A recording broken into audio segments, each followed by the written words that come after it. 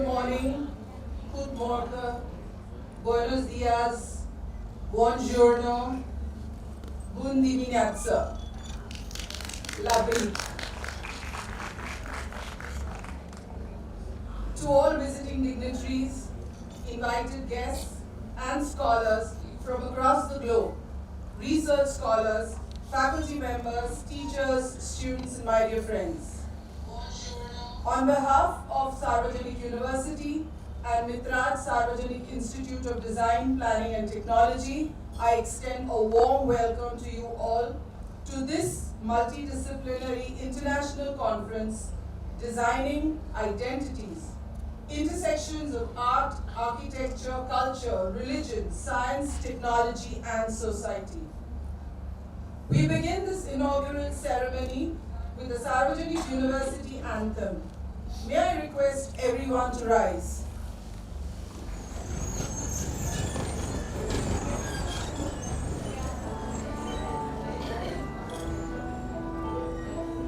We heartily thank our mother, Sarvajanik Education Society. We seek blessings and guidance from the great Almighty. We are Sarvajanik University, creating an enlightened society. We create new knowledge, we give wings to your dreams, strength to your vision, meaning to your life. We are a team together. We are the sign of prosperity. We are the hope together. We are Sarvajanik University. Sarvajanik University. We shall hope beyond usual. We shall add beyond belief. We shall live to make a difference. We shall create a new world. We are a team together. We are the sign of prosperity. We are the hope together. We are Sarvajanik University. Sarvajanik University. Sauti bane, saune gane, sauna जीवन सवारती, sauna संगाते सब कोई हो, सुंदर भाई बनावती. Sarvajanik University, Sarvajanik University. We are all together making a better life and better society. We are all together working for better future decrees of Almighty. We are all together making a better life and better society. We are all together working for better future decrees of Almighty. Asato ma satgamaya, tamso ma jyotirgamaya, mrityo ma mritangamaya.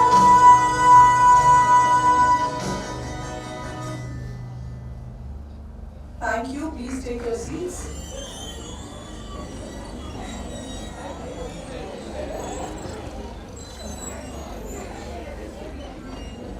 We often speak of finding ourselves, but the truth is, long before we begin the search for identity, society and culture has already found us. It has named us, categorized us, positioned us. The world assigns us coordinates through family, culture, profession, art, religion, science. The question is, how much of our identity is constructed for us? And how much of identity do we shape and design? With that thought, let us begin. Not merely as participants, but as conscious actors with the narratives that shape us and who we in turn give shape to. A reciprocal situation. To formally welcome and introduce you to the vision of the conference, I invite Professor Percy Engineer, Conference Chair, Principal Mitra Sarvajanik IDPT, Legal Appointed Representative, European Union Funded Projects. Sir, the podium is yours.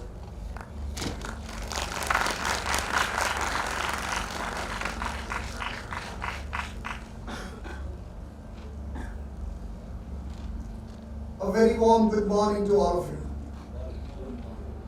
My dear colleagues, thinkers, dreamers, artists, scientists, believers, and innovators, and all those who knowingly or unknowingly have been designing identities all their lives. Welcome to Designing Identities 2026, a conference that dares to ask not just what we create. It is actually trying to find out what is creating us. So today we are here not merely as architects or economists or technologists or educators. We are all here as co-authors of a larger human design project, a shaping of who we are all together. So when we say designing identities, we are not speaking about buildings, we are not speaking about objects. Because designing for us means shaping ideas, shaping values, shaping systems, and shaping cultures. And identity means how individuals and society see themselves. So designing identities is simply the process through which everything we create, I repeat, everything we create from science, culture, faith, technology, law, art, everything that we create slowly creates us back. And that is what we meant by designing identities. Hence, identity is not fixed. It evolves through what we build, what we believe, what we boast, and what we dream. Identity today is not only on our passports or on our other cards or on our identity license. It is also in our playlist, on our chai conversations, and yes, even in our memes, even in our political slogans, and even in our advertisement that we see on the television every day. For example, when Pepsi said, "Ye dil mange more," that was identity of a generation that refused to settle for less. The anthem of Swachh Bharat, when Swachh Bharat painted the dustbins, that too was the identity of citizenship, redesigned through behavior. And when we hear Mile Sur Mera Tumhara, echoing from Doordarshan to YouTube, it is also trying to create a collective identity. So identity is everywhere, from temples of Gurdwara to the chaos of Mumbai traffic, in a student's sketchbook, and even in every WhatsApp forward that we send every day morning, including the good mornings and Jai Jalaram. We are not born with one identity. We collect many identities as we grow, from religion, profession to technology, even whether we are vegetarian or a non-vegetarian. Nowadays, whether we are Apple or Android, but that is shaping our identity. Let me give you examples of some indicators. And this is important because I want to tell all my friends who are questioning me that how are we part of this conference, because we are not architects, we don't come from design fraternity. When I was talking to my other deans of other faculty. So let me tell you there are indicators of designing an identity, and let me talk about few indicators. Faith and tradition, our religion, is the humanity's earliest school of design. It designed how we gather, how we celebrate, how we mourn, how we imagine the sacred within everyday life. Before we designed our cities, faith designed communities. Before we designed institutions, faith designed values. And perhaps that is the reason Identity begins not with walls, but with meanings. Temples, mosques, churches, they are not just buildings. They are building systems of meaning, and they are the diagrams of our belief. Therefore, faith taught humanity how to organize space, time, and collective memory. And therefore, even today, we hear phrases like Islamic nation, Jewish homeland, Hindu Rashtra, reminding us that belief does not only shape a prayer, it also shapes a society and how they define themselves. And yet, beyond politics, faith remains a designer of hope, a language through which humanity negotiates identity, belonging, and purpose. The second most important point is culture. It is an operating system that keeps society from collapse. From Garba circles of Gujarat to the King's Day celebration in Holland, culture turns ordinary streets into shared identity, proving that sometimes communities is the greatest designer. From vegetarian to non-vegetarian, from love marriage to arranged marriage. Yesterday we were talking about love marriage and arranged marriage. From joint families to nuclear families, from believers to non-believers. Culture quietly redesigns how we live, how we choose, and how we belong. It reminds us that identity is not inherited, but it is negotiated every day through habits, through relationships, and shared stories. Science reshapes identity through knowledge. It taught us how to fly, taught us how to heal, it also taught us to see the galaxies beyond millions of years old. And during pandemic, it redesigned the behavior responsibility and even how we greeted each other. A simple mask became our identity during the pandemic. Friends, science is not the opposite of faith. It is faith in evidence. Therefore, it changes not only what we know, but it changes who we think we are. Today, technology is perhaps the most powerful designer of identity. Every click is a chisel shaping our digital self. Aadhaar and UPI transformed India into Google. I know the city to Google knows the city. Instagram became the new gallery. YouTube became the new classroom. Technology has quietly redesigned the identity from local to global in one generation. Recently, this is important, all the students and teachers sitting over here. Recently, we saw how a small scientific claim made education a joke, a meme.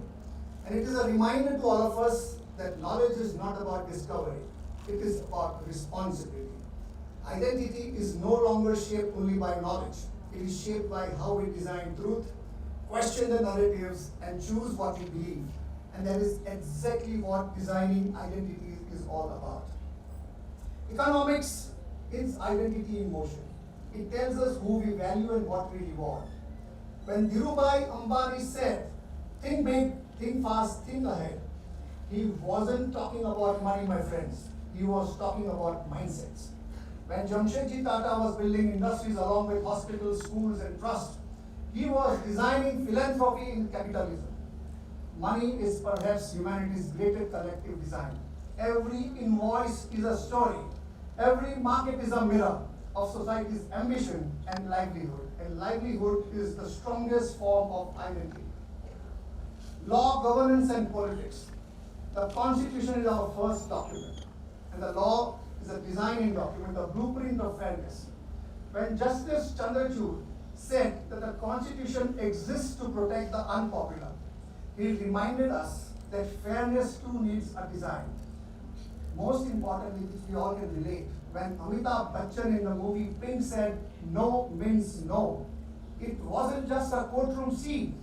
It was a rewriting of a century-old social design flaw. Every nation designs identity through politics. When Ambedkar, who designed our constitution, said educate, agitate, organize, he was designing our dignity as citizens. When Indira Gandhi said Garibi Hatao, she was designing urgency. And when our beloved Modi said Sabka Saath, Sabka Vikas, he was designing inclusivity. Democracy itself is an ongoing redesign. Every vote, every protest, every policy is designing our identities. Cities, my friend, are the biographies written in brick. Mumbai, the city of dreams, Surat, the city of diamonds and traders, Delhi, the city of empires and egos. We shape cities, and cities shape our souls, our slangs, our humor, our dreams. So identity is not only what we inherit, it is what we repeat and choose constantly. And finally, my friends, education. Education is where identity begins to take shape consciously. We have traveled from Gurukul to Google Classroom, from Shishya to subscriber. And somewhere in this digital classroom, we must still ask, what kind of humans are we designing? Because education is not just to produce degrees, it produces humans who will design tomorrow's world. And today, our philosophy arrives in notifications. Our debate arrives in hashtags. And our classrooms no longer end at the campus gate. They will travel beyond through the screens, through the conversation and the courage to ask questions. And therefore, finally, why this topic? At our university, at Sarvajanik University, we believe in one idea as our vision, that is creating an enlightened society. So this conference simply is an academic expression of that vision, because enlightened society does not appear automatically. It is crafted through identities that we nurture. Our culture shapes how we think, our technology will shape how we live, our laws will shape how we behave, and our education will shape how we become. And in truth, the system we design eventually will design us. So we begin this conference, my friends. Let us remember that we are not here to just talk about design. We are here to redesign how we see our world. So let us design the cities that breathe, technologies that listen, economies that heal, education that enlightens, and identities that include. Because identities is not found, it is designed, it is redesigned, and sometimes even rediscovered over a coffee, debate, and sometimes even over a laughter. So welcome to Designing Identities 2026, where every discipline meets, where every faith listens, where every mind designs new way of seeing, every mind designs knowledge into meaning, every mind designs ideas into identities, and every mind designs a more enlightened society. So with this, I thank you very much and take this opportunity to welcome you to Designing Identities, an international conference to physics, Designing Identities. Thank you very much.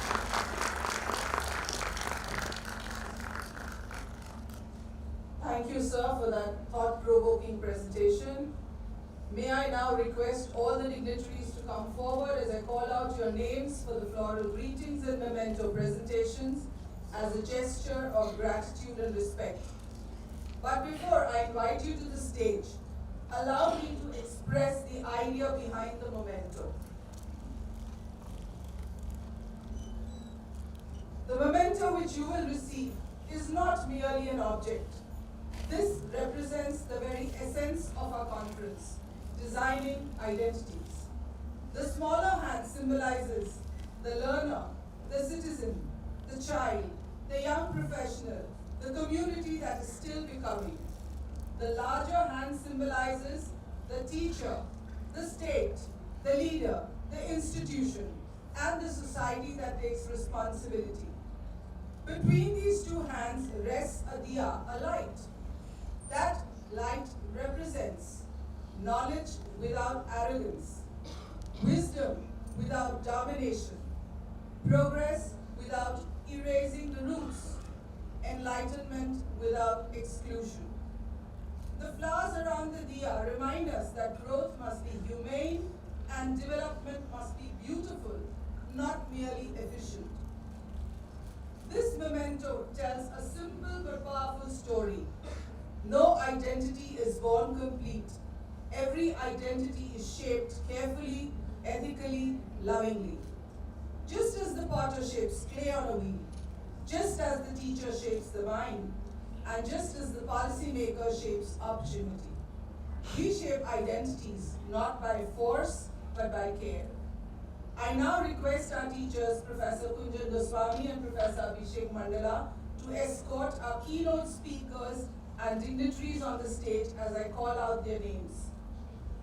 Mr. Ashish Vakil, President, Sarvajanik University and Chairman, Sarvajanik Education Society. Professor Kiran Pandya, Provost, Sarvajanik University. Professor Percy Engineer. From Belgium, our keynote speakers, Mr. Giuseppe Savino, Her Excellency Rensha Thiering.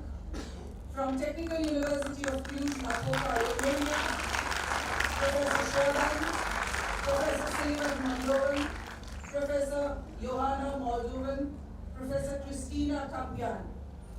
From the Netherlands, Ms. Esther Knapper.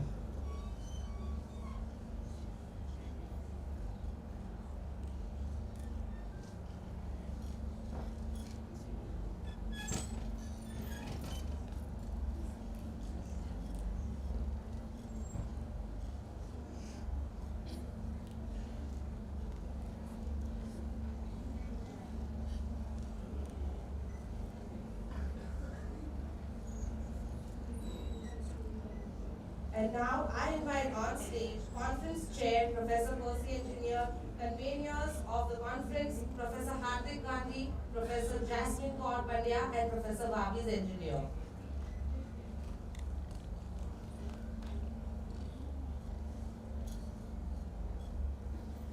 In recognition of their distinguished presence and valuable contribution, I request our teachers to step forward and honor our dignitaries.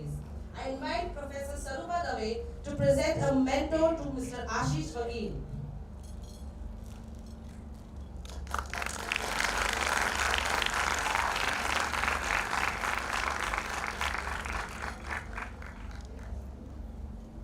I invite Professor Palke Patel to present a mentor to Dr. Pandya.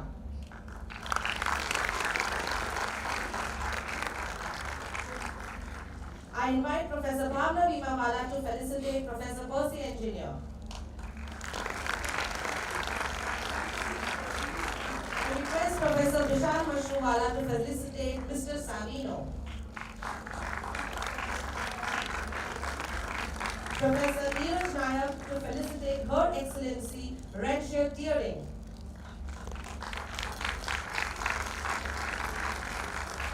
Professor Vishal Shah, please present a memento to honor Professor Sherwan Singhans.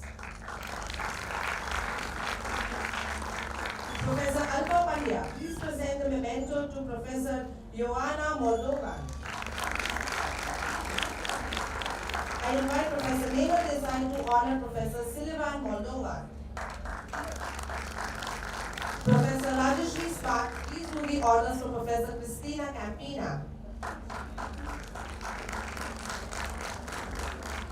I request Professor Rikta Desai to honor Ms. Esther Knappen with a memento. Professor Shivani Bakshidar, please felicitate Professor Hardik Gandhi. Professor Priyank Parekh to honor Professor Jasmine Kaur Pandya. Professor Sanaya Variyawa to felicitate Professor Bhabis Engineer.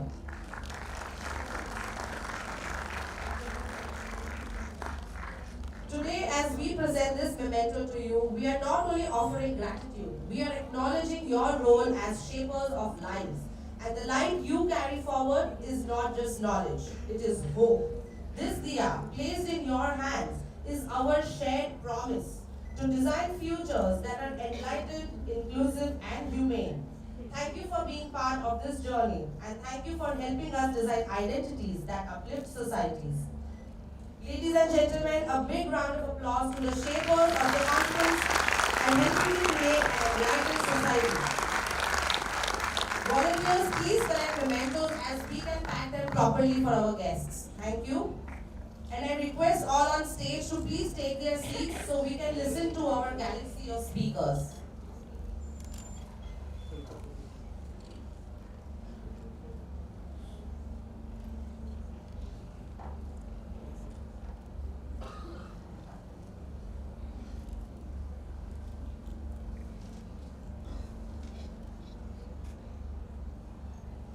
At this juncture, I would like to recognize the presence of our Project Erasmus Plus partners who have traveled from India and Europe to be with us. From From UPCT Spain, we have with us Professor Joaquin Roca, Professor Rosy Contreras. From DY Patil, please be seated, sir. From DY Patil College of Engineering and Technology, Kolhapur, we have Professor Indrajit Jadhav and team. From Riga Technical University, Latvia, we have Ms. Andra Mihelsone. From CVM, Charudar Vidya Mandal, Vallabh we have Professor Neerav Hirpara and his team. From Ganpur University, Mehsana, we have Professor Sandeep Singh Sisodia and his team. We welcome you all. I also recognize the presence of Registrar Sarvajanik University, Mr. Ashish Desai. I also recognize the presence of the various deans of faculties and principals of constituent colleges of Sarvajanik University. Our first keynote speaker of the day, Mr. Giuseppe Savino, represents the voice of global economics and policy. His career reflects both intellectual depth and practical impact in one of the most pressing global issues of the time, migration. With over 30 years of experience in financial markets, he has worked extensively as labor migration consultant with UK Aid Nepal and various international stakeholders. As policy advisor, he collaborates closely with many European and Asian governments to develop regulatory mechanisms and structural reforms. In a world where migration intersects with economics, ethics, governance, human rights, Mr. Savino offers a unique perspective. Ladies and gentlemen, please join me in extending a warm welcome to Mr. Savino. Sir, may I request you to deliver the keynote address.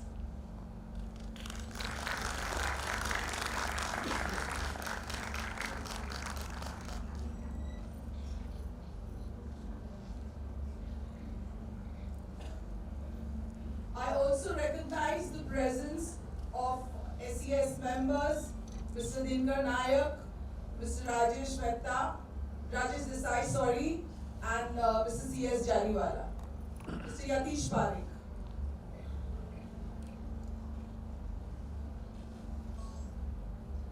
Over to you, Mr. Pino.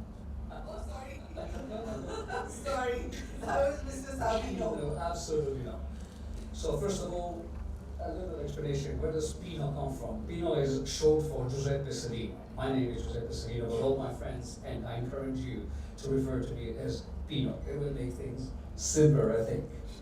So this is quite challenging, not only because of the jet lag and the 25 or 24 hours of travel. This is quite challenging to look at you and face the future of this country, because you are the future of this country, and we'll see in which way you will define this country through defining your own identities. So, respected professors, esteemed teachers, and dear students, it is a true pleasure to be here with you today at the Sarvajanik Institute, and I'm sincerely thankful to the organizing committee for kindly inviting me to speak with you today. The conference team, as it has been said, is designing identities. But what is identity? Personal identity refers to how you define yourself, your values, your beliefs, experiences, and aspirations. Social identity, on the other hand, is how society categorizes you based on characteristics such as gender, occupation, religion, and race. These two dimensions are often in tension, if not in open conflict. While personal identity emphasizes individuality and uniqueness, social identity tends to stress similarity, homogeneity, and the maintenance of the status quo. It is within this dynamic space that the idea of true freedom emerges. Amartya Sen defines true freedom as the capacity to do and be what one values. But to achieve this, we need essential preconditions to be satisfied, such as political freedom, eradication of poverty, social guarantees, transparency, and protective security. But what happens when none or only a few of these preconditions are met? Since the years 2000, global inequality has been on the rise. 1% of the richest people on the planet, they hold 36% of the global wealth. In the US and India, the richest 1% holds 40% of the national wealth. Nearly half of the world population lives on less than $8 a day. 1.5 billion people live with less than $4 a day, and more than 800 million people live with less than $3 a day in the extreme poverty, according to the World Bank's international poverty lines. Inequality at birth is a major obstacle to becoming the true self that exists in every human being. What will become of the child born at the lowest rung of the social ladder?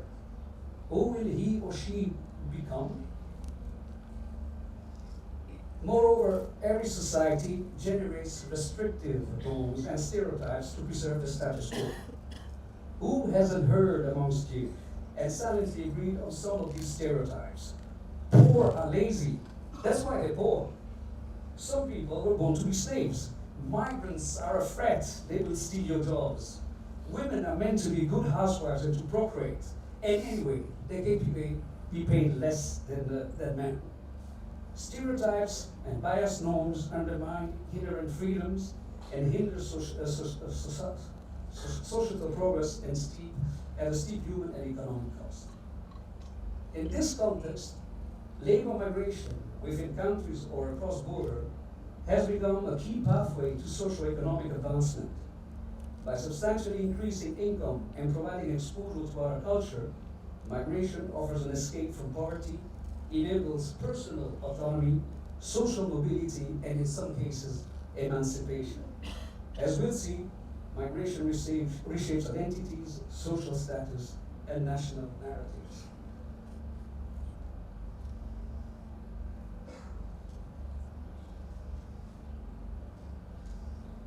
The number of people looking for better opportunities to improve their lives through migration has been constantly rising. In 2024, the number of international migrants increased to 304 million people. 169 million of them were labor migrants, and 42% of them were female workers. The total number of migrants from Asia and the Pacific remains the leading region of origin of international migrants, with 91 million people migrating from this area. India, China, Bangladesh, Pakistan, and the Philippines ranked among the world's top 10 countries of origin of the international migrants. 2009 UNDP, so international migration numbers are staggering, but internal migration numbers are even more significant. Internal migrants are migrants who don't leave the country but migrate within the borders of their own state. So a 2009 UNDP report provided a conservative global estimate of 740 to 763 million internal migrants. But updated number put this figure above the 1 billion people. India has the world's largest diaspora, estimated at 35.4 million, including 60 million non-resident Indians. It also has the highest internal migration number, with 150 million, which represents 30% of the total domestic workforce. The majority of internal migrants move from the northern states such as Bihar, Uttar Pradesh, Rajasthan, to Delhi, Gujarat, Maharashtra, and the southern states. So, unemployment, social discrimination, lack of economic opportunity are some of the main reasons why people decide to migrate. But foremost, wage gaps between place of destination and origin are key drivers of economic migration. Unskilled Indian workers can increase their income by 50% on average when they migrate within India.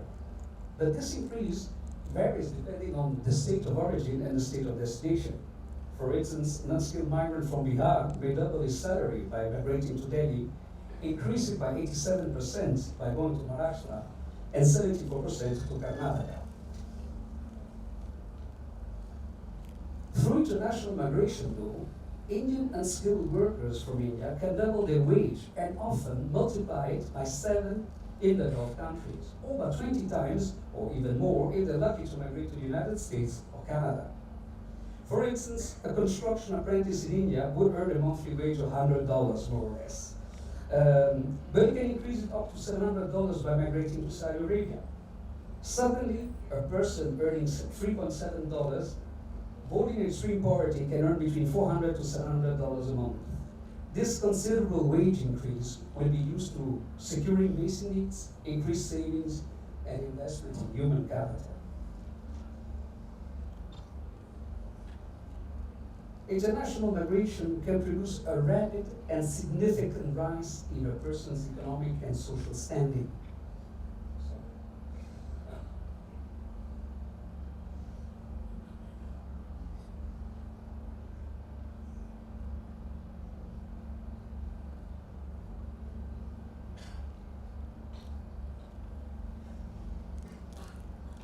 Yes. I got carried away by my own speech. So migration can produce a rapid and significant rise in a person's economic and social standing. By relocating, a low-skilled worker can earn more than the average urban worker in India, and roughly twice as much as a typical blue-collar employee in Indian city. If that same individual migrates to high-income countries such as the United States, expected monthly earnings could reach about $3,000 a month. This level of income would place the migrant comfortably above the threshold of India's urban affluent class. These dramatic income gains can be obtained with a single geographic move instead of what might otherwise require generations of upward mobility at home or lengthy gradual improvements through education.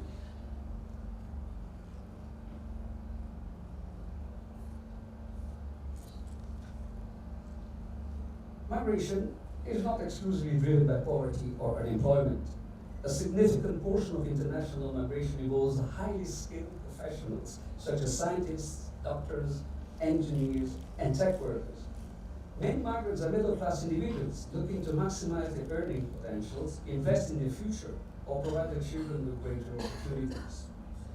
Many South Asian students from middle and high-income families travel abroad to attend prestigious universities and colleges, often with intent to work abroad after graduation. India alone accounts for 3.1 million highly educated migrants, representing 65% of the global stock of skilled migrants. Nevertheless, the wage gap remains a main push factor also for specialized workers. A specialist medical doctor in India earns around $36,000 annually. This compares to nearly $500,000 they could earn in the United States. Engineers in India earn roughly between $31,000 to $45,000 per year, while their US counterparts earn about $107,000 or more than 3 times higher than the wage they can make at home.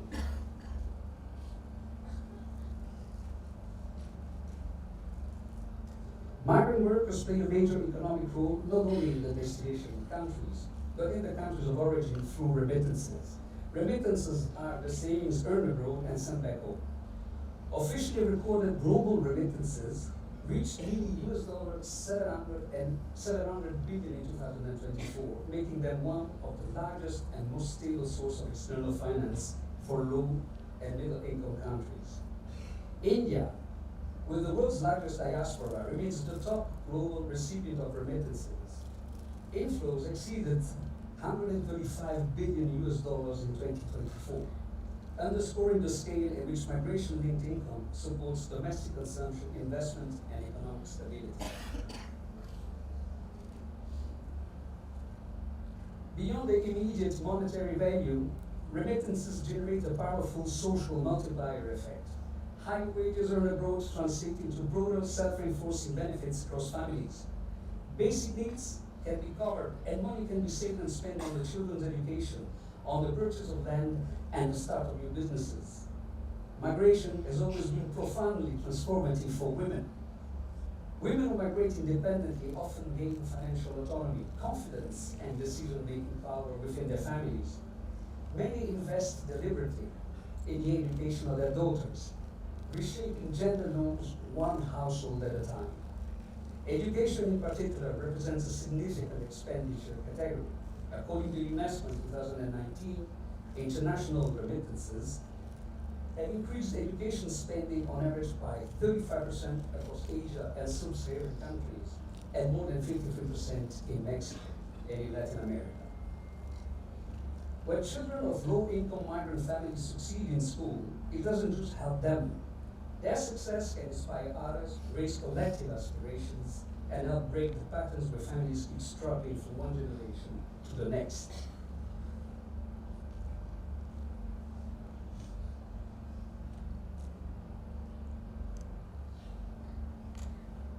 Migration transforms how migrants are seen. In many countries, migrants were once viewed as poor, uneducated, or marginal individuals. In other words, nobodies. Today, they are increasingly recognized as national assets. Some countries have gone even further by publicly recognizing migrants as heroes. In Mexico, for instance, migrants send home around $63 billion each year in remittances.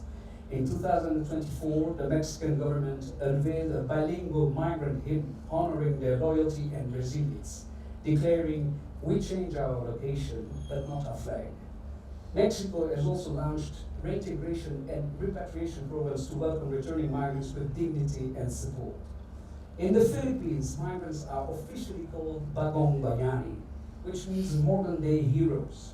This recognition is institutionalized through national celebrations and public policy, reflecting the reality that migrants send home over $38 billion a year in remittances.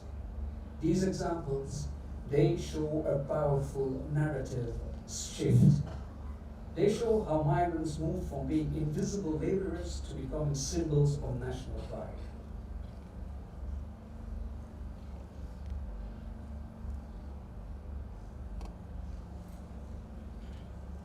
The transformative impact of remittances is especially pronounced in smaller and lower income economies. I would like to quote an example here. In Nepal, for example, remittances, they represent approximately 28% of the GDP.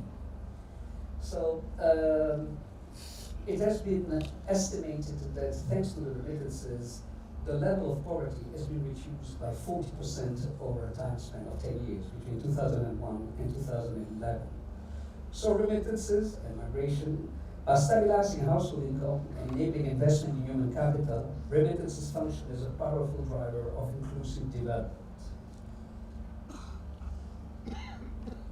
So, we couldn't conclude this introduction without emphasizing the importance of non-resident Indians and persons of Indian origins, their inspiring success stories and the immense pride that they bring to the Indian community around the world. The Indian diaspora represents one of the most successful and influential immigrant communities in the world. Today, Indian Americans are widely recognized for their high education attainment, entrepreneurial leadership, and growing political influence. Although relatively small in numbers compared to other ethnic groups, Indian Americans have achieved representation at the highest levels of government. A good example is Kamala Harris, Vice President of the United States, and in the United Kingdom, Rishi Sunak was elected Prime Minister. Finally, and closer to home, I would say, we have the Patels, migrants from Gujarat who built an empire in 30 years span in the hotel industries, holding today 50% of all hotels in the United States. This has earned them the moniker Patel Motel. But the Patel Motel phenomenon is frequently cited in business schools and as examples of ethnic entrepreneurship and immigrant economic mobility.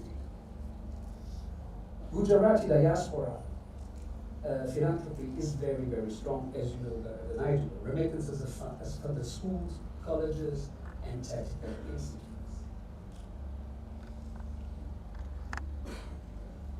So, as a conclusion, identity is about how one defines oneself despite given initial economic conditions and restrictive norms and stereotypes.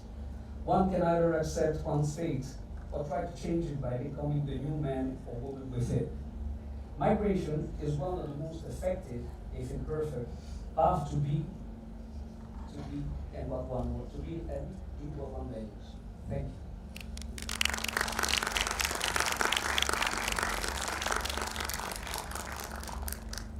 Thank you, sir, for that intellectually compelling address. Let me add that we in Surat also have a lot of in-migration to the tune of almost 100,000 persons every year, opting for opportunities in diamonds, textiles, and construction.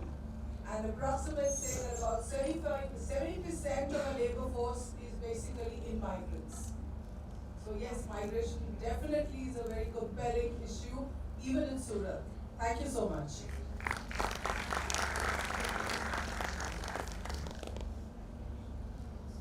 I now invite Mr. Ashish Vakil, President, Sarvajanik University and Chairman, Sarvajanik Education Society, to deliver his address and bless the conference.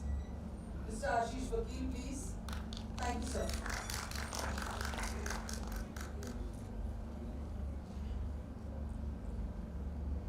Good morning. Distinguished scholars from across the globe, respected academicians, practitioners, artists, architects, researchers, dear students, and esteemed guests. It gives me immense pleasure, and I must say, a deep sense of pride and emotion to address you all to this conference. Today is not just the inauguration of a conference, it is the coming together of minds, memories, traditions, innovations, and aspirations. For centuries, art, architecture, culture, and religion have shaped this sense of belonging, a place of worship, a community center. Festival, music, handcrafted artifact, these are not merely aesthetic expressions, they are emotional anchors of identity. But today, identity is also being shaped by forces less visible yet equally powerful, like science, technology, media, economics, and policy. Algorithm influences opinion. Urban design affects accessibility. Educational system either open doors or silently build walls. We understood that exclusion is not accidental.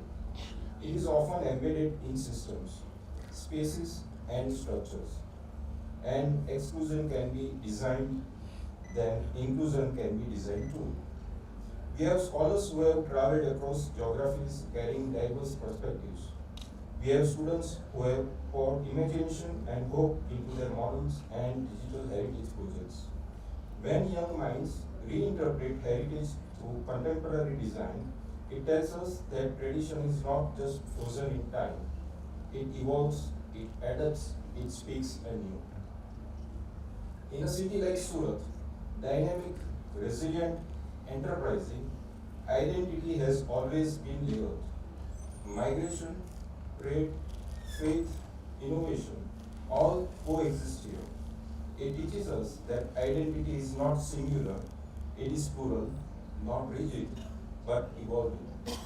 I feel proud that this platform recognizes that multidisciplinary dialogue is not an academic luxury, it is necessary. When architecture listens to sociology, when technology respects ethics, when policy embraces culture, when education becomes inclusive, society becomes human. We all believe that education at its best is not about degrees only. It is about expanding empathy. If this conference leaves us slightly more sensitive to the marginalized voice, slightly more aware of invisible barriers, slightly more committed to inclusive design, then its purpose will be fulfilled. Let us engage not only with intellect but humanity. Let us debate but with respect. Let us design but with compassion. Because designing identities is ultimately about designing futures.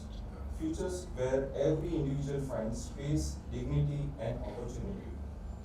With heartfelt appreciation to the organizing team, the participants, and every contributor who made this vision possible, I wish good luck to all. May it inspire thought, may it spark collaboration, and may it nurture a more inclusive and enlightened society. I will conclude with a couplet from an anthem of Aligarh University, which is based on Urdu poet Iqbal. I feel this amply fits into today's seminar and motto of Sarvajanik University, vision of Sarvajanik Education Society. For those who does not understand Urdu, this means these clouds will rise from here and they will turn into rain, rain that nourishes the globe, the rivers, the mountains, the wilderness, the open lands. This rain has always fallen and it will continue to fall. जो अब्र यहाँ से उठेगा वो सारे जहाँ पर बरसेगा, जो अब्र यहाँ से उठेगा सारे जहाँ पर बरसेगा, हर जुए रवा पर बरसेगा, हर कोहे गरा पर गरजेगा, हर सर्व ओ समन पर बरसेगा, हर दस्त ओ दमन पर बरसेगा, खुद अपने चमन पर बरसेगा, गैरों के चमन पर बरसेगा, हर शहर तरफ पर गरजेगा, हर कस्बे तरफ पर बरसेगा, ये अब्र हमेशा बरसा है, ये अब्र हमेशा बरसेगा। Thank you.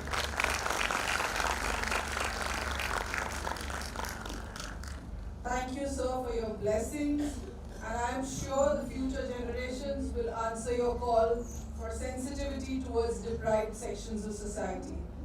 Thank you, sir. I now invite Professor Percy Engineer to address the audience. I would be missing my responsibilities if on the day where we are talking about shaping identities, I do not mention few dignitaries who have really contributed immensely in shaping what we are today. Let me start with this one small story that we are a 114 years old institution, always having granted institution, government granted institution. But then we thought about starting self-finance college from 1995. And that vision was led by a few senior members of Sarvajanik Education Society. And here we have that member who dreamed about bringing self-finance colleges to Sarvajanik Education Society. So I would like to honor those vision. Inderbai Naik was one of the senior members that can you please come on the stage, and I request children to please come and give flower to Inderbai Naik. So please.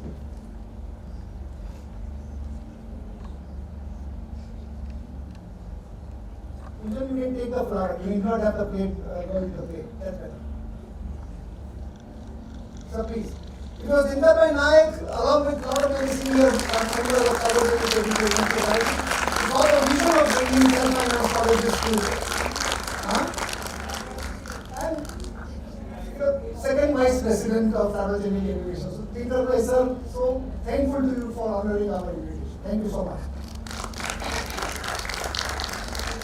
I must tell you all this, when we talk about dignitaries coming from global level across the borders, and it is all about internationalization.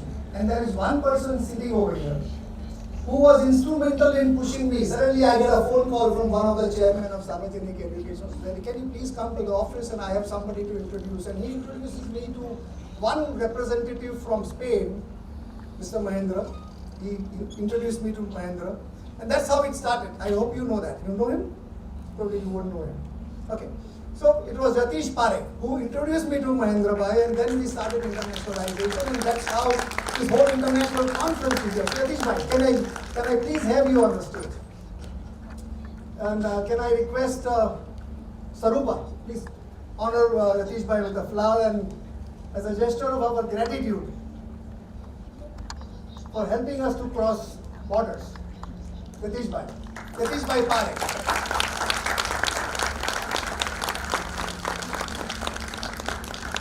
And the first Erasmus project that we did was under the chairmanship of C.S. Jariwala sir. He signed the first contract with European Union, and he was the first person who came with us to Nepal, Kathmandu for the kick-off party in the first project. Jariwala sir, please come on the stage and, so I will request Shivani, please go to him with this chair and offer him a flower. I would be missing in my responsibilities and duties if I don't recognize these dignitaries over here. Thank you so much. And finally, to all the students who are so proud studying design in the new building. You don't get new buildings just because you want a new building. You get new building because somebody dreams, somebody plans, and somebody executes that idea. Rajesh Bhai Desai is the person who gave the right momentum to get this new Mitraj building to all of us. So big round of applause for Rajesh Bhai. Can I have him on the stage? Can I request Pankaj, please come forward and I think he deserves the biggest round of applause. The new building is amazing. Thank you very much, Rajesh sir. Up till now, we only crossed borders, but with this new building, I promise you, we will conquer the world. Esther will like my statement when I say we'll conquer the world. Esther, you like my statement when I say we'll conquer the world? Yeah, thank you. Thank you very much. What of knowledge? Yeah? Conquering what of knowledge? The guy who conquers knowledge conquers the world. That's what we are. That's where we are going towards. Thank you. Thank you, sir. Our next keynote speaker is Professor Johanna Moldovan. She is a scholar, academician, and architect whose work bridges architecture, engineering, aesthetics, and theory, bringing together technical precision and conceptual inquiry. As Deputy Director of the ECT Lab at the Technical University of Cluj-Napoca, Romania, she actively fosters innovation in education and research. As academician, she has substantial contributions, too many to be enumerated. Her work is at the intersection of technology, architecture, and theory. Ladies and gentlemen, please join me in welcoming Professor Johanna Moldovan. Professor Johanna, I request you to deliver your keynote speech.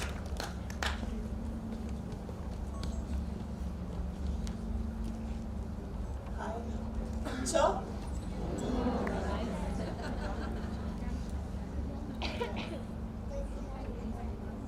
For this wonderful introduction. Esteemed professors, dear students, allow me to make a presentation that is a bit controversial, so some of you may like it, some of you may be puzzled, some of you just won't like it, so pressure is not on me. So I'm going to talk to you today about aesthetics as identity, curated decay, that's a very controversial concept, care in an urban heritage in the built environment.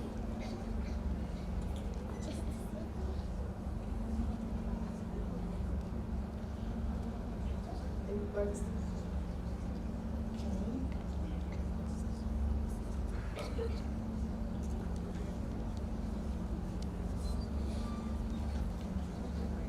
So, in the contemporary landscape of architectural theory and practice, the prevailing aesthetic discourse is historically rooted in an obsession with the finished, the polished, and the permanent.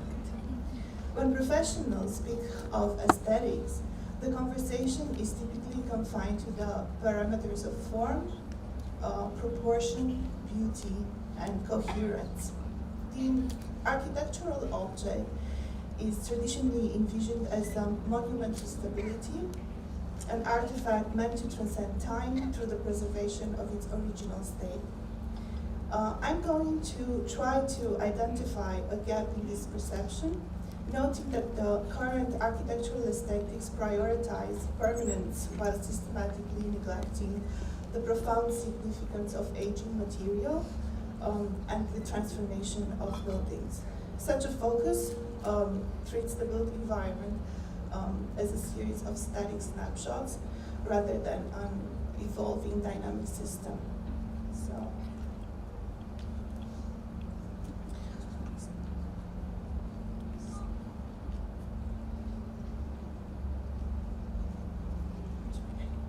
So the core provocation is this investigation asks whether decay is truly the opposite of heritage, or instead it's one of its most honest and constitutive conditions. In the reality of the built environment, decay is not an exceptional circumstance or an accidental failure, It is actually the universal rule. Buildings inevitably age, materials respond to atmospheric conditions they weather, and surfaces undergo cycles of cracking, fading, erosion, and so on. Structures settle into earth, and the accumulation of repairs becomes a legible record of human intervention. Despite this ubiquity, architectural culture frequently frames decay as a problem to be solved, a failure of institutional capacity, or a sign of neglect and poverty. So this presentation proposed a different point of view, a different point of departure, an exploration of aesthetics as identity, viewed not through the lens of perfected monuments, but through the ways in which societies choose to live with time, with damage, and with loss. So when decay is approached through a framework of care rather than one of denial, its transformation from a perceived failure into meaningful cultural practice is being done. This transition is encapsulated in the concept of curated decay, a practice that avoids the extremes of both abandonment and ruin fetishism. Instead, curated decay is a conscious process of making decisions about what to stabilize, what to repair, and what to allow to age visibly. This perspective acknowledges that conservation is never a neutral technical act, but is always inherently ethical, political, and aesthetic. So, the integration of a demand to care for the environment provides the critical foundation for an aesthetics of care. This extends beyond design outcomes to shape education and ways of being in the world. So this was articulated by two feminist theorists, John Tronto and Bernice Fisher. In their sense, care is a comprehensive species activity that encompasses everything done to maintain and repair the world we live in, to live in it as well as possible. So this definition relates strongly to conservation practices where acts of maintaining and repairing foreground responsibility towards a life cycle of social, technical, and material environment. We've been working with colleagues from 7 other countries in a project which was called Aesthetica, and there we try to frame or to give a working definition of what aesthetics of care would be, and you see it here on the screen. So, aesthetics of care is not a fixed doctrine, but a process oriented towards ethically responsible action, activated through sensory experience and aesthetic awareness. Within this conceptual horizon, curated decay is the concrete application of an aesthetics of care in heritage practice, a deliberate choice to allow material transformation to remain visible, privileging responsibility over erasure or denial.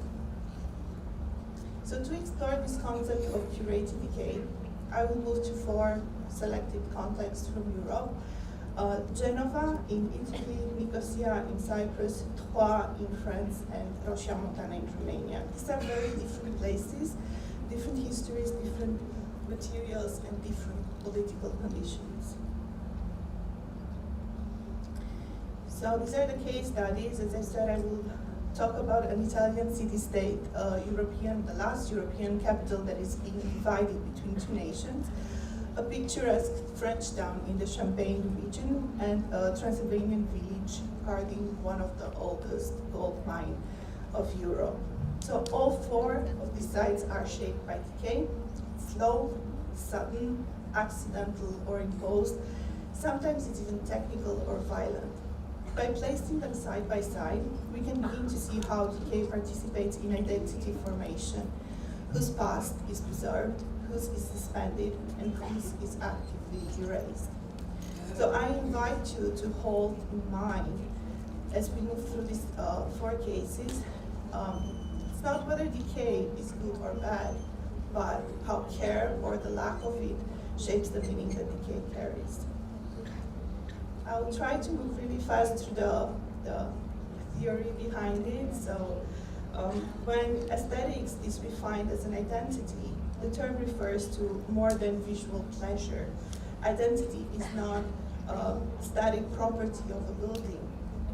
It is a performance that is maintained and negotiated over time.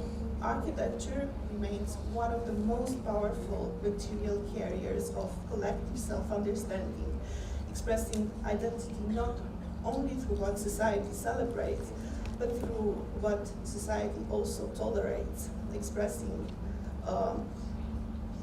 in the way the buildings look, also repairs and everything that it allows to disappear. So I'm trying to bring together these three intersecting theories: aesthetics of imperfection, ethics of care, and critical heritage theory. So the first one draws upon cross-cultural traditions such as the Japanese concept of wabi-sabi, which finds beauty in the weathered, the worn, and the incomplete. These traditions emphasize that imperfections are not defects, but actually they are traces of lived time that express the quintessential character of an object. This perspective is historically supported by the work of Alois Riegel, whose concept of age value argues that cracks and patina testify to a building's longevity and its journey through time. Similarly, John Ruskin implored that the greatest glory of a building is found in its age, and that restoration is often an impossible attempt to raise the dead. The second one, ethics of care, shifts attention away from heroic acts of restoration towards a maintenance paradigm. It asks not merely how do we fix this, but from whom are we caring and to what end. This approach, emphasizing ongoing responsibility, situated judgment, recognizing that systematic invisibilization of maintenance labor is a political issue. And then critical heritage theory only complicates things by observing that heritage is not simply inherited, but it's actively authorized and managed. Laura Jane Smith's concept of authorized heritage discourse critiques the tendency to privilege monumental material legacies while marginalizing dissonant or ephemeral narratives. Curated decay emerges at the intersection of these perspectives as a conscious decision to allow material aging to remain visible and meaningful through care rather than erasure. So decay is fundamentally plural. It is not a single technique or universal conservation strategy, but a situated practice. Its meaning and consequences are entirely dependent on historical, political, social, and material conditions. Curated decay may manifest as a quiet accumulation of layers in dense historic centers, or an arrested and frozen condition produced by political constraint. In other contexts, it may be weaponized as a strategy of erasure through deliberate neglect, leading to social paralysis. The distinction between curated decay and mere neglect lies in the presence or absence of intent, an intention and interpretation of the site. It is a relational process that reveals who is allowed to care and how material change is framed within broader narratives of memory and identity. So the typologies of decay that I have, together with my colleagues, of course, I have identified are here present. The first two ones, imperfection and scar, those two were already presented in international exhibitions. So all sites are geographically and politically distinct, as I've said, yet they are united by the fact that they are shaped by decay. By placing them in parallel, the analysis reveals how decay participates in identity formation and how care shapes meaning that the deterioration carries.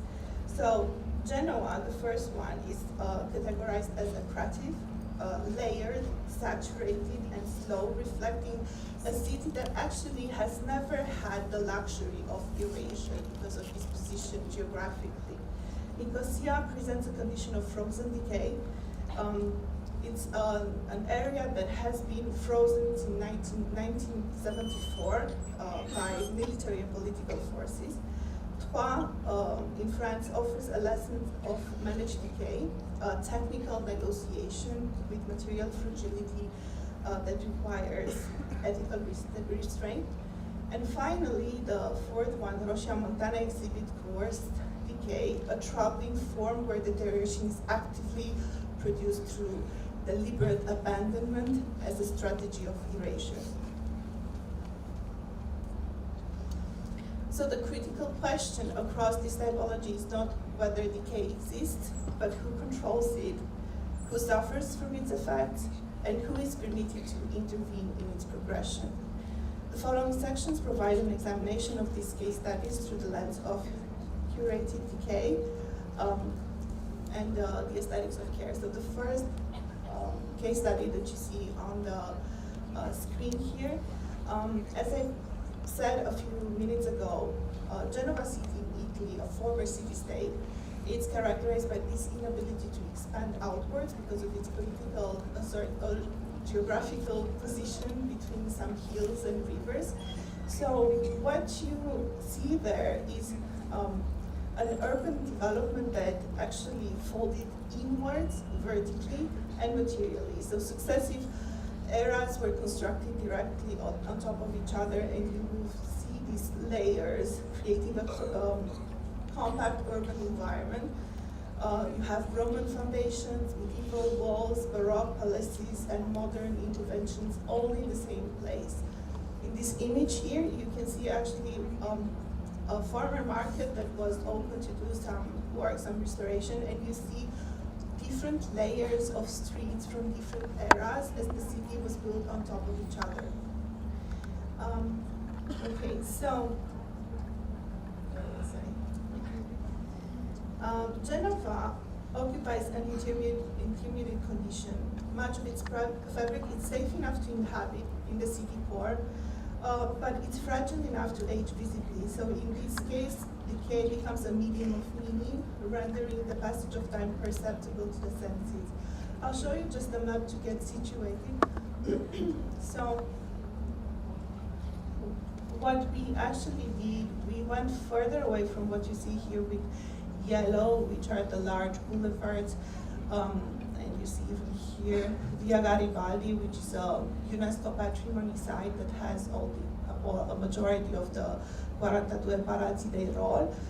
So we moved from that side, we moved closer to the harbor of the city, and we went in the smaller streets where actually you can see all the layers of the building visible. So I'll show you just 1 second because I want to place this image also as well. So with green here you can see Albergo del Poveri. This is a massive structure that was built outside of the city in a moment when the rich people of the city-state were living in the core center. The area between the core center and Albergo dei Poveri were just hills with orchards and maybe some mansions of rich people. Otherwise, it was not inhabited. So they moved the poor people, as you see the name, they moved the poor people to live there from the center of the city, so they would not be a nuisance to the rich ones. But this is a story that is not really told. Okay, so in these images, you can see the small streets. In the first one on the left side, in the middle, you can see layers from different eras, and then on the last image, you can see the facciata di Tinte, famous in Genoa. So peeling plaster, exposed masonry, and the accumulation of centuries of repairs are often interpreted by visitors as signs of neglect.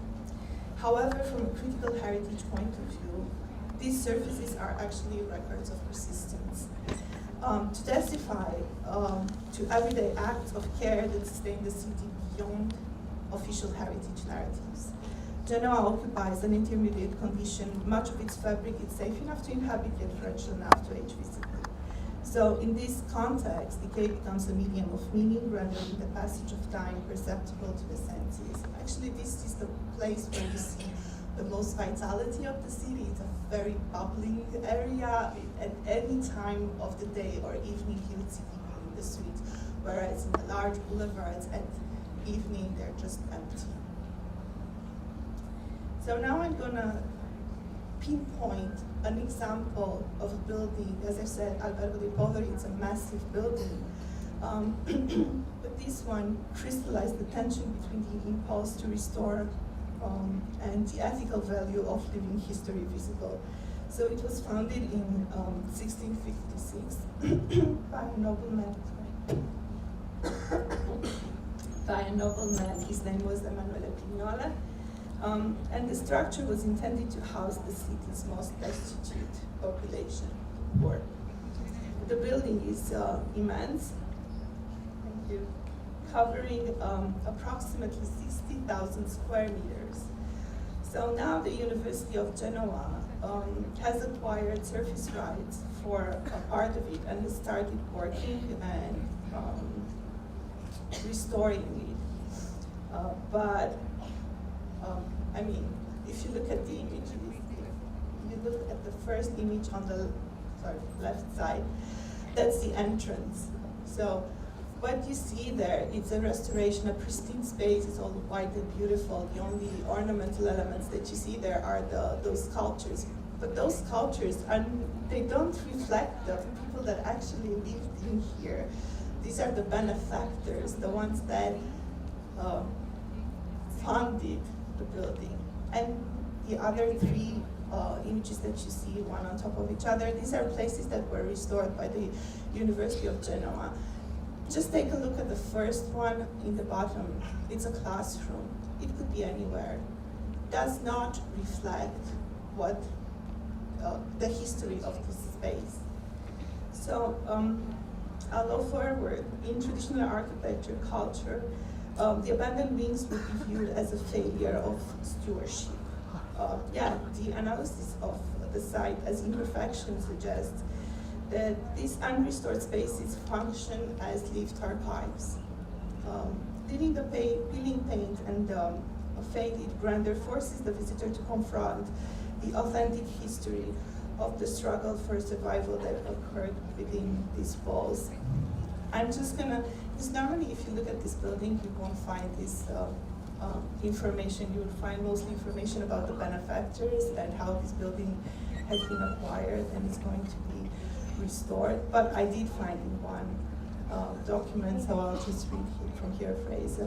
The Albergo dei Poveri was designed as a work-based hospital where manual activities were both a form of self-financing and means of spiritual salvation. Along with prayer, these activities structured the daily lives of the residents who could not leave except on some particular occasions. So by 1694, the albergo housed 2,600 residents. As you can understand from this text, they were locked in and they worked, and the others benefited from their work. So it was not such a benefactory situation. But let's say if the albergo were fully renovated in a shiny conference center, the narrative opportunity of the original struggle might be lost. The question remains whether there is greater cultural value in allowing some parts of the building to remain unfinished, stabilized for safety, but not completed, as a visible record of an unresolved history. Now, Genoa, the core city, illustrates that the curated decay often emerges unintentionally, yet it shapes urban identity profoundly by presenting the city as a vulnerable, evolving entity rather than a fixed monument. Now, Nicosia, as I said, is the last divided capital of Europe, and it presents a radical different condition. So here, decay is a material consequence of political division. The ceasefire of 1974 resulted in the establishment of the UN buffer zone, or the green line, or the dead zone, or the no man's land. the demilitarized street control by peacekeeping forces that has been frozen in time for half a century. This is not natural aging, but enforced decay. Buildings stand abandoned not because they lack inherent value, but because human access, use, and maintenance, obviously, are strictly forbidden. So while weather and entropy proceed, human intervention is suspended. So on the left side, you see the map of Nicosia, and then, circled is the core center, which was a Venetian fortress. And you see there with green is the buffer zone that divides the Turkish Cypriots from the north to the Greek Cypriots in the south. This was like completely closed. You could not cross from one side to the other. In the beginning of the 2000s, you could cross in the left side in the Ledra Palace crossing, but like very difficultly.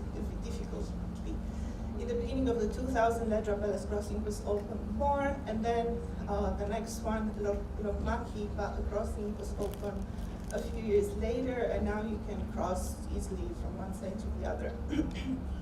And so I'm going to speak a bit about the urban tissue on the side of the Green Line, because you're not allowed to enter the Green Line or take any pictures, or there are soldiers there with guns, so you cannot do anything. But I will pinpoint a good example, which is the Home for Cooperation within the Ledra Palace crossing. So, because the buffer zone is an impermeable space, the analytical focus shifts to the adjacent urban fabric on both sides of the divide, as I said. In this area, boarded windows, collapsing roof, and bullet-scarred walls become spatial inscriptions of an unresolved conflict. This decay functions as a living memorial, one that is not monumental or resolved, but is instead of an authentic trace of trauma. The visual overlaying of the bustling modern city continuing just meters away from the landscape of the ruins highlights the unnatural nature of the division. So, Home for Cooperation, I was just told that I'm running out of time, so I'm just gonna speed a bit things up. So, for this example, the Home of Cooperation is, let's say, a Cypriot modernist building inside the crossing. As you can see in the images, there is actually in the middle from the Turkish and Greek part in the crossing, and it was pretty heavily destroyed during the fights between the north and the south. As you may well see in the images on the left side, it was surrounded by barbed wire full of bullet wounds, the entire building with mines in the ground around it. But eventually, in the beginning of the 2000s, they managed to pinpoint this building as a possible neutral ground for the north and the south to meet, to have cultural activities inside it. And when they restored it, this was the discussion: do they make it again as it was, all pretty and shiny, or do they keep the scars, the traces of the fight? So they did not keep everything. They only kept a few of the bullet holes on the rounded facade in the northern part of the building. They wanted, the restorers, they wanted to make them more visible, but it was not allowed. What I want to say here is this part where you stabilize the scar and not patch it over. This is a metaphor for a wound that has closed, indicating that healing has occurred, while ensuring the mark remains to force a remembrance of the injury.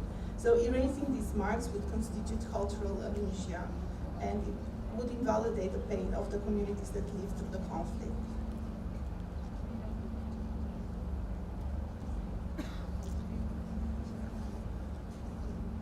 This will go faster. The plastic cases, they're not that expanded. So TPA offers a lesson in the theoretical and analytical requirements of managing material fragility this time. So the Historic Center is famous for its extensive collection of half-timbered colombage houses, much of it of which were rebuilt in 1524 after a great fire. So the iconic crooked nature of the structures is not a defect, but it's central to their identity. Over the centuries, this building have survived because of their flexible skeletons made out of timber and fillings like torchis, a mix of clay, straw, lime, and sand. So we have focused our attention on the streets that are the most touristic ones, with a lot of functions at the ground floor that actually finance the building to be maintained. But what happened here was, so you see here the images with the buildings are all crooked and they look like buildings from fairy tales. But what happened was inappropriate modern repairs, specifically the application of rigid cement renders and non-breathable paints. This accelerated the decay of the structures by trapping moisture and preventing the timber from moving naturally.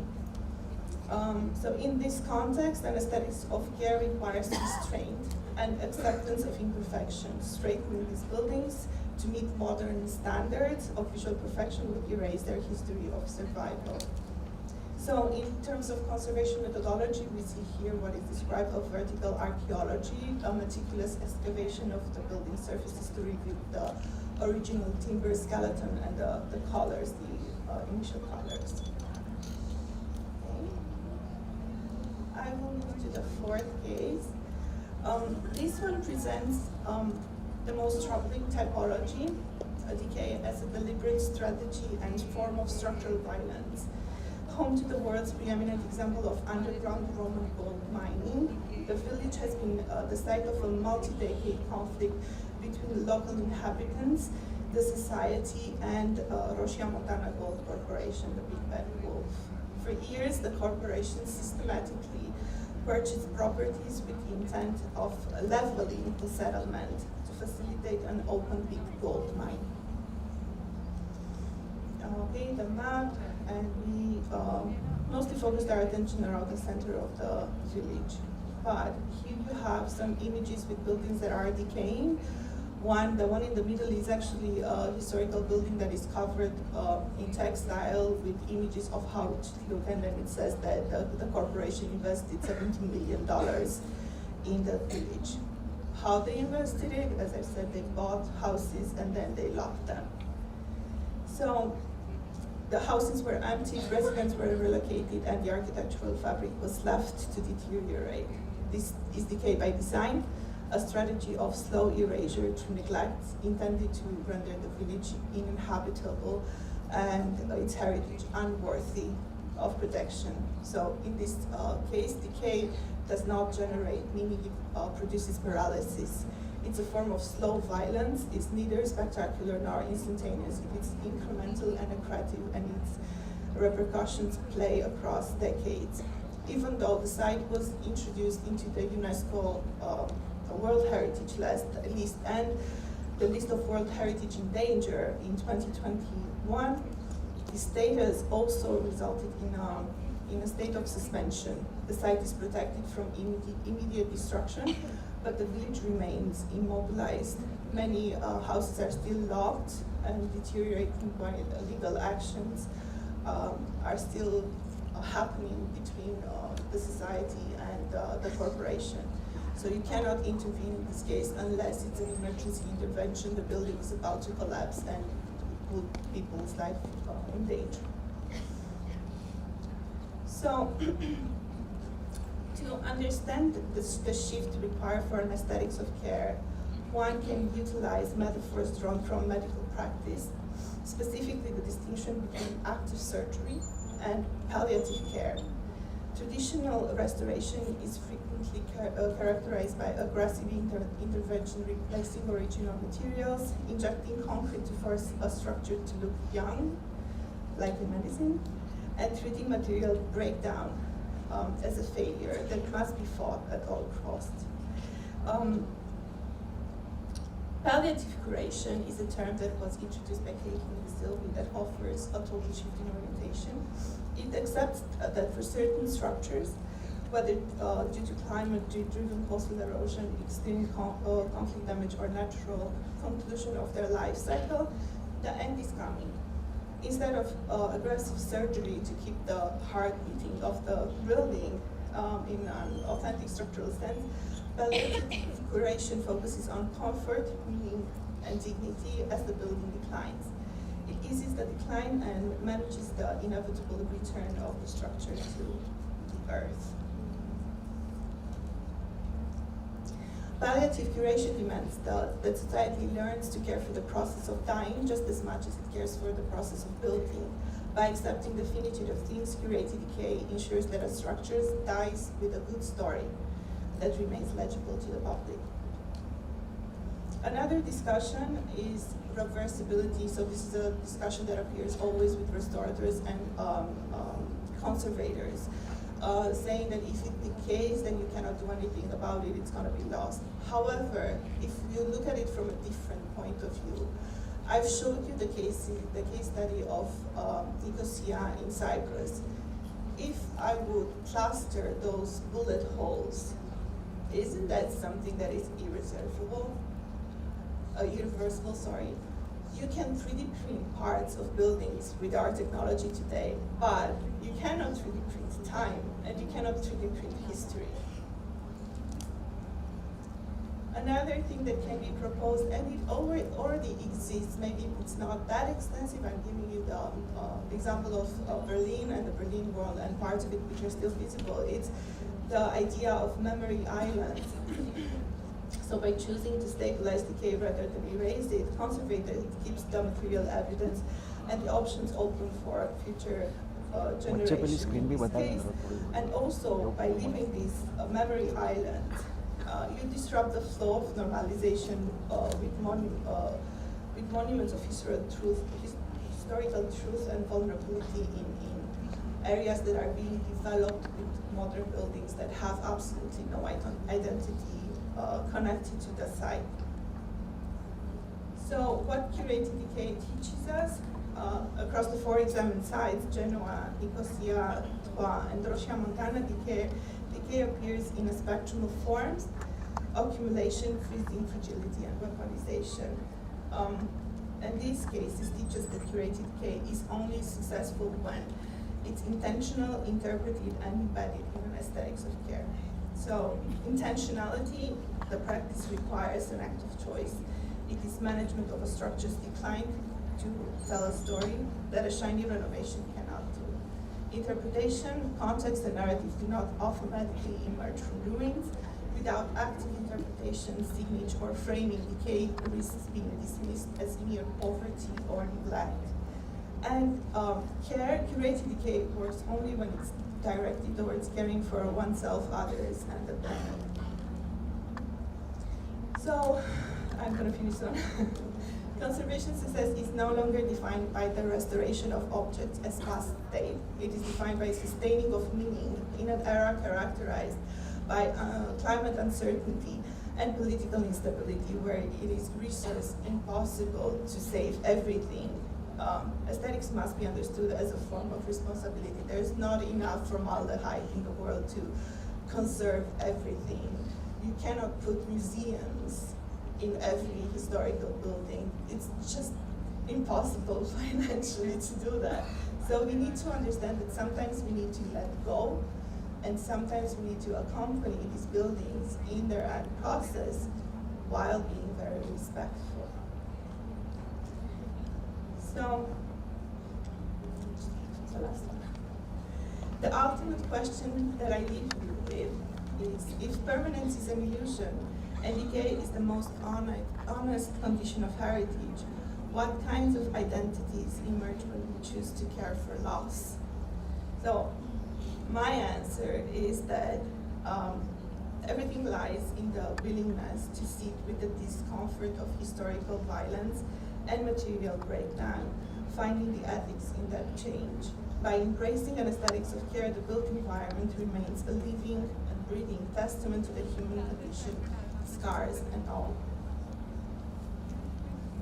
Thank you very much for your attention.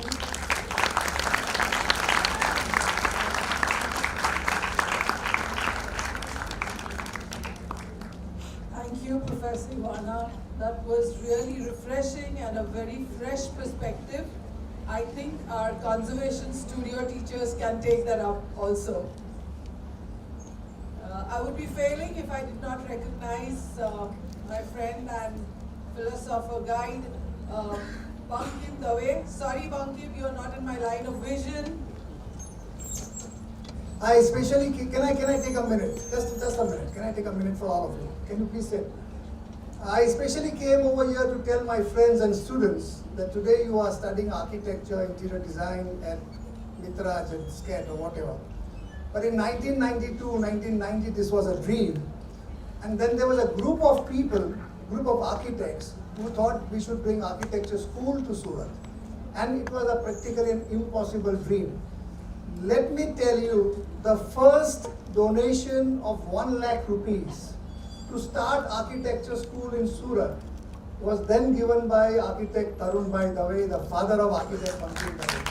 And then he continued the legacy and then he brought the Surat chapter of interior design in Surat, and that's how this education of design started in Surat. Bankim, can I please have you on the stage? A big round of applause for Bankim. And Kunjan, can I request you to please offer him applause? You are studying design because there are individuals like Bankim, there were individuals like Tarun Bhai Dave, because of whom we have design institutions. Thank you so much. The next speaker, I'm told by Sullivan, is a charmer. Yeah, I'm using the right adjective. So you are now going to listen to a charmer, just like me. Thank you.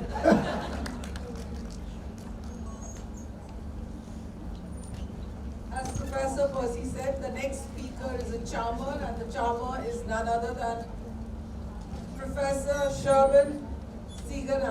I hope I have got the pronunciation right. A distinguished educator, architect, planner, whose trajectory of 40 years is truly remarkable. He has shown exemplary leadership in urban planning and architecture, contributing to major civic and housing projects. As project leader and partner in design institutes, he has consistently won first prizes in prestigious competitions. Multiple landmark institutional projects like Central Station Plaza in Sibiu, Civic Center of Brasov, are a reflection of his belief that architects and planners are mediators between social needs and spatial solutions. Professor Sarvajanik reminds us that planning praxis is at the intersection of art, technology, and socio-cultural requirements. It is fitting that we welcome an architect who embodies professional excellence with social commitment. Professor Sarvajanik, the stage is yours.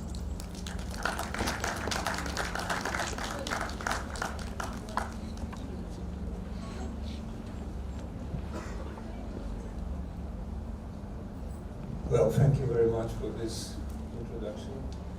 I have to start, because you called me a charmer, with a humble thank to everybody, and I have to avoid an academic presentation. That was my purpose from the very beginning, and I said, I will talk to students, and I haven't seen this hall before coming here, but I have been imagining it, and it's like I've been imagining it. It's full of students. Thank you very much for being here, and please allow me to address a big thank to everybody and to say that I feel wonderful today because of you. Thank you very much. And I have to explain the title I've chosen for today. It's Architecture Between the Power of Yes and the Power of No. And what I mean by that, I hope I will be able to transmit you, because it's about decisions. And I have to start also, like Professor Percy, engineer, said, that we are all designers, and this is true. And I will go beyond this. We are all architects. We are all contributing to architecture. Either we are clients, or decision makers, or people, or voters, or architects. So I'm starting with satisfaction, because I said that I feel wonderful today, and I can tell you after a few number of years of practice that the ultimate satisfaction is to do something at home. But as a conclusion, you will see in the beginning, and I foresee it, home is where the heart is. So I had the chance to have this satisfaction by building some landmarks in my hometown.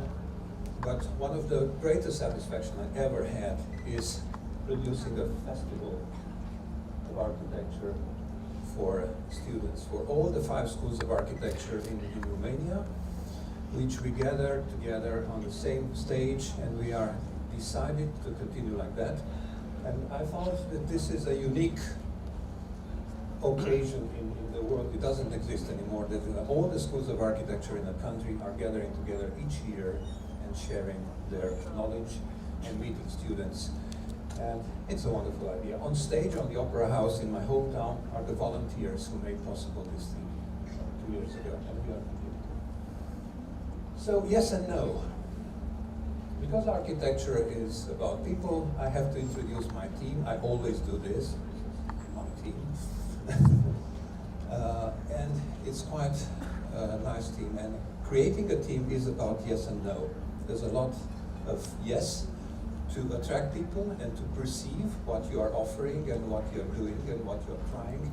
And it's a lot of no when you decide to do something else. So architecture is about decision, and some of the decision is to build or not to build. And I'm starting with this stadium we built 15 years ago after a long debate to build it or not to build it there. And the argument is that it was a stadium after another stadium encompassing 100 years. And that was the final decision to keep it on the place, because it was already incorporating memories of the 2 previous stadiums which were there. And this is just an example. And when I'm showing this picture, I am always saying that we produced one of the biggest labs in the city.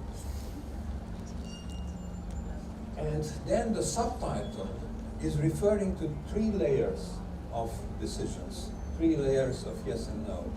The practice, the education, and you see back to the practice, what does I mean by that? And I'm wearing 3 hats. Today I'm not wearing any hat because I cannot choose between them, or I should use the 3 of them. And what I want to say by this is that you can do architecture in many, many things. There's not one single thing, which maybe students, when they are coming to architecture, so that I want to be a big architect, which means that I will sign, my signature will be on great buildings. But you can do many, many different things instead of that. And life is going to show you that I'm right. Because the occasions of contributing to good architecture are many, many, as I said before. So let's start with practice. To build or not to build. Maybe you heard this in another version by somebody from Denmark. But if you are an architect, you are certainly addressing this question many, many times, or every time, to yourself or to the community. So then again, if the decision is to build, you have to think what, where, and how to build. And there are many, many other questions which are going to be followed by yes and no. This is an example of a former factory in my hometown, and the big yes here is to keep the main building, which is encompassed there by new additions, because it was the best way to use the land in the actual regulations. I do not insist in what means urban regulation and densities and indicators, but what I want to say by this example, that many times if you keep a building and transform it, you can reach more satisfaction to the client and more efficiency to the client than to demolish it and to reprogram it and repurpose it from zero. Architecture is built compromise, but when I use the word compromise, this is not always about something negative. Compromise could be something which is balancing between what is possible and what is not possible, between yes and no again. but compromise has the rule, it should be wise. Don't compromise if it's not a wise compromise, if it's not a good outcome.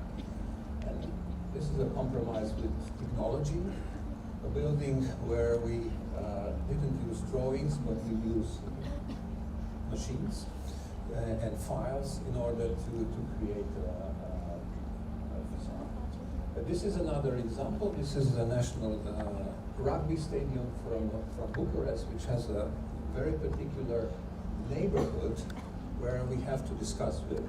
And the discussion was through transparency, because there is a monument there, a church, which I find out lately that people are liking this environment, are coming to the rugby matches not only because of the sports, but because of the sun, because of the view, and because of the film. Well, every building should be better than the previous one. This is something I learned from a client, and it was quite a client. It was an industrial client, which for which we built for 25 years in Romania, and they mean it. They have this rule, and when the chief architect from the development department in Stuttgart came to me and said this every building should be better than the previous one, and you should do the previous building in Romania. I said, this guy is kidding. This is a philosopher, but he meant it. And we visited the previous building they built somewhere else in Europe, and we studied what was good and what went wrong there, and then we should apply to the next building. And we did it for more than 20 years. And I hope that each building for them, and not only for them, because we learned a lot, is better than the previous one. This is our first building which was done without any drawings. And it was a long time ago, and this was better than the previous one. Because, of course, technology evolves. Drawings are means to transmit information, but we have other means to transmit information today. Of course, for the city hall and for the building permit, we have to print some drawings for the archive. But there are means to think and to imagine and to create buildings, and this is an educational building for people which are going to work in a factory, which was totally done without drawings. In practice, you need to fail in order to succeed. And these are some competitions we made, and we didn't win, but we learned a lot, and we love doing competition. The previous one was a cultural center. This is a high school. This is a science center. This is a former industrial site in Romania, which was programmed to be transformed in a multi-purpose cultural complex. And we've lost all these competitions. But this is not the right word. We didn't lose anything. We learned a lot by that. And sometimes you win competitions before you learn a lot. And this was the one we won. It's a medical center, it's a transplant center. Unfortunately, it's not yet born because it lacks of finance, but we hope that this is another hospital which we started to build in Cluj in a cooperation with some Spanish company from Sevilla, which are specialized in that, and I hope we are going to deliver it. Another lesson we got in time is that instead of many clients, all kind of clients, we need just a few good clients. So we started with philosophy that everybody who could be a client should be our client. Anybody who enters in an office should sign a contract. But then we learned that there are some clients you can travel the whole life on. And you are successful if you have just a few clients, which are good clients, which are paying well, and which are offering you the chance to build something that you want to build. And our experience was with sports facilities. We did a lot, and this client is the government of Romania, because they understood that we can solve the problems in time and in the right budget, And this is something which is really appreciated in architecture. Well, in order to have, to build and to practice, you need a language. And you build a language. The language is yourself, what you believe, what are your gestures, and what you repeat. And we try to put this in our book, which refers to our first, we call them the first 25 years of architecture. Me and my partner, who, by the way, is an engineer. So we have a partnership which combines architecture and structure and installations for buildings. And these are some of our let's say, words and vocabularies of language which we put in our book. And I'm not saying a lot of this, but the idea is that you need to have a language. You need to have a vocabulary. You need to make sentences with what you have, what you build. Well, something else I learned, that in practice you may choose your clients, not always vice versa. And this is something that I always tell to somebody who in front of me negotiating a new project. Maybe I will be your architect, maybe we are going to be your designer, but you also should be our client, which means that we have to understand each other, which means that we have to believe in each other.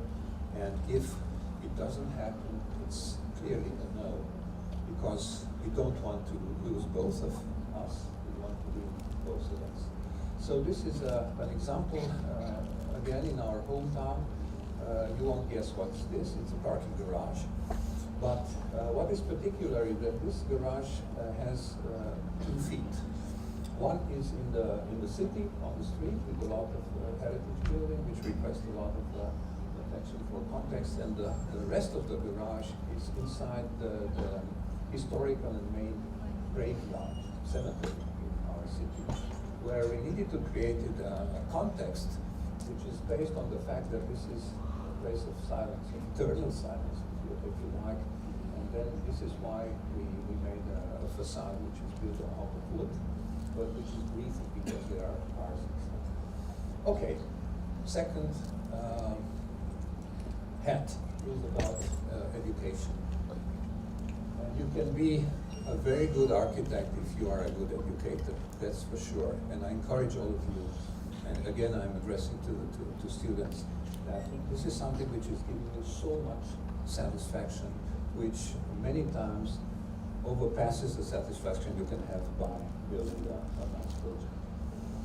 And this is a picture from last year when I opened the doors to the admission process in our school. These are the students and maybe their parents and families waiting for them and keeping the finger crossed that in order to pass the exam, because we are having a very serious examination, because architecture is something which is very much targeted by young people nowadays and every day. I hope the future will be the same.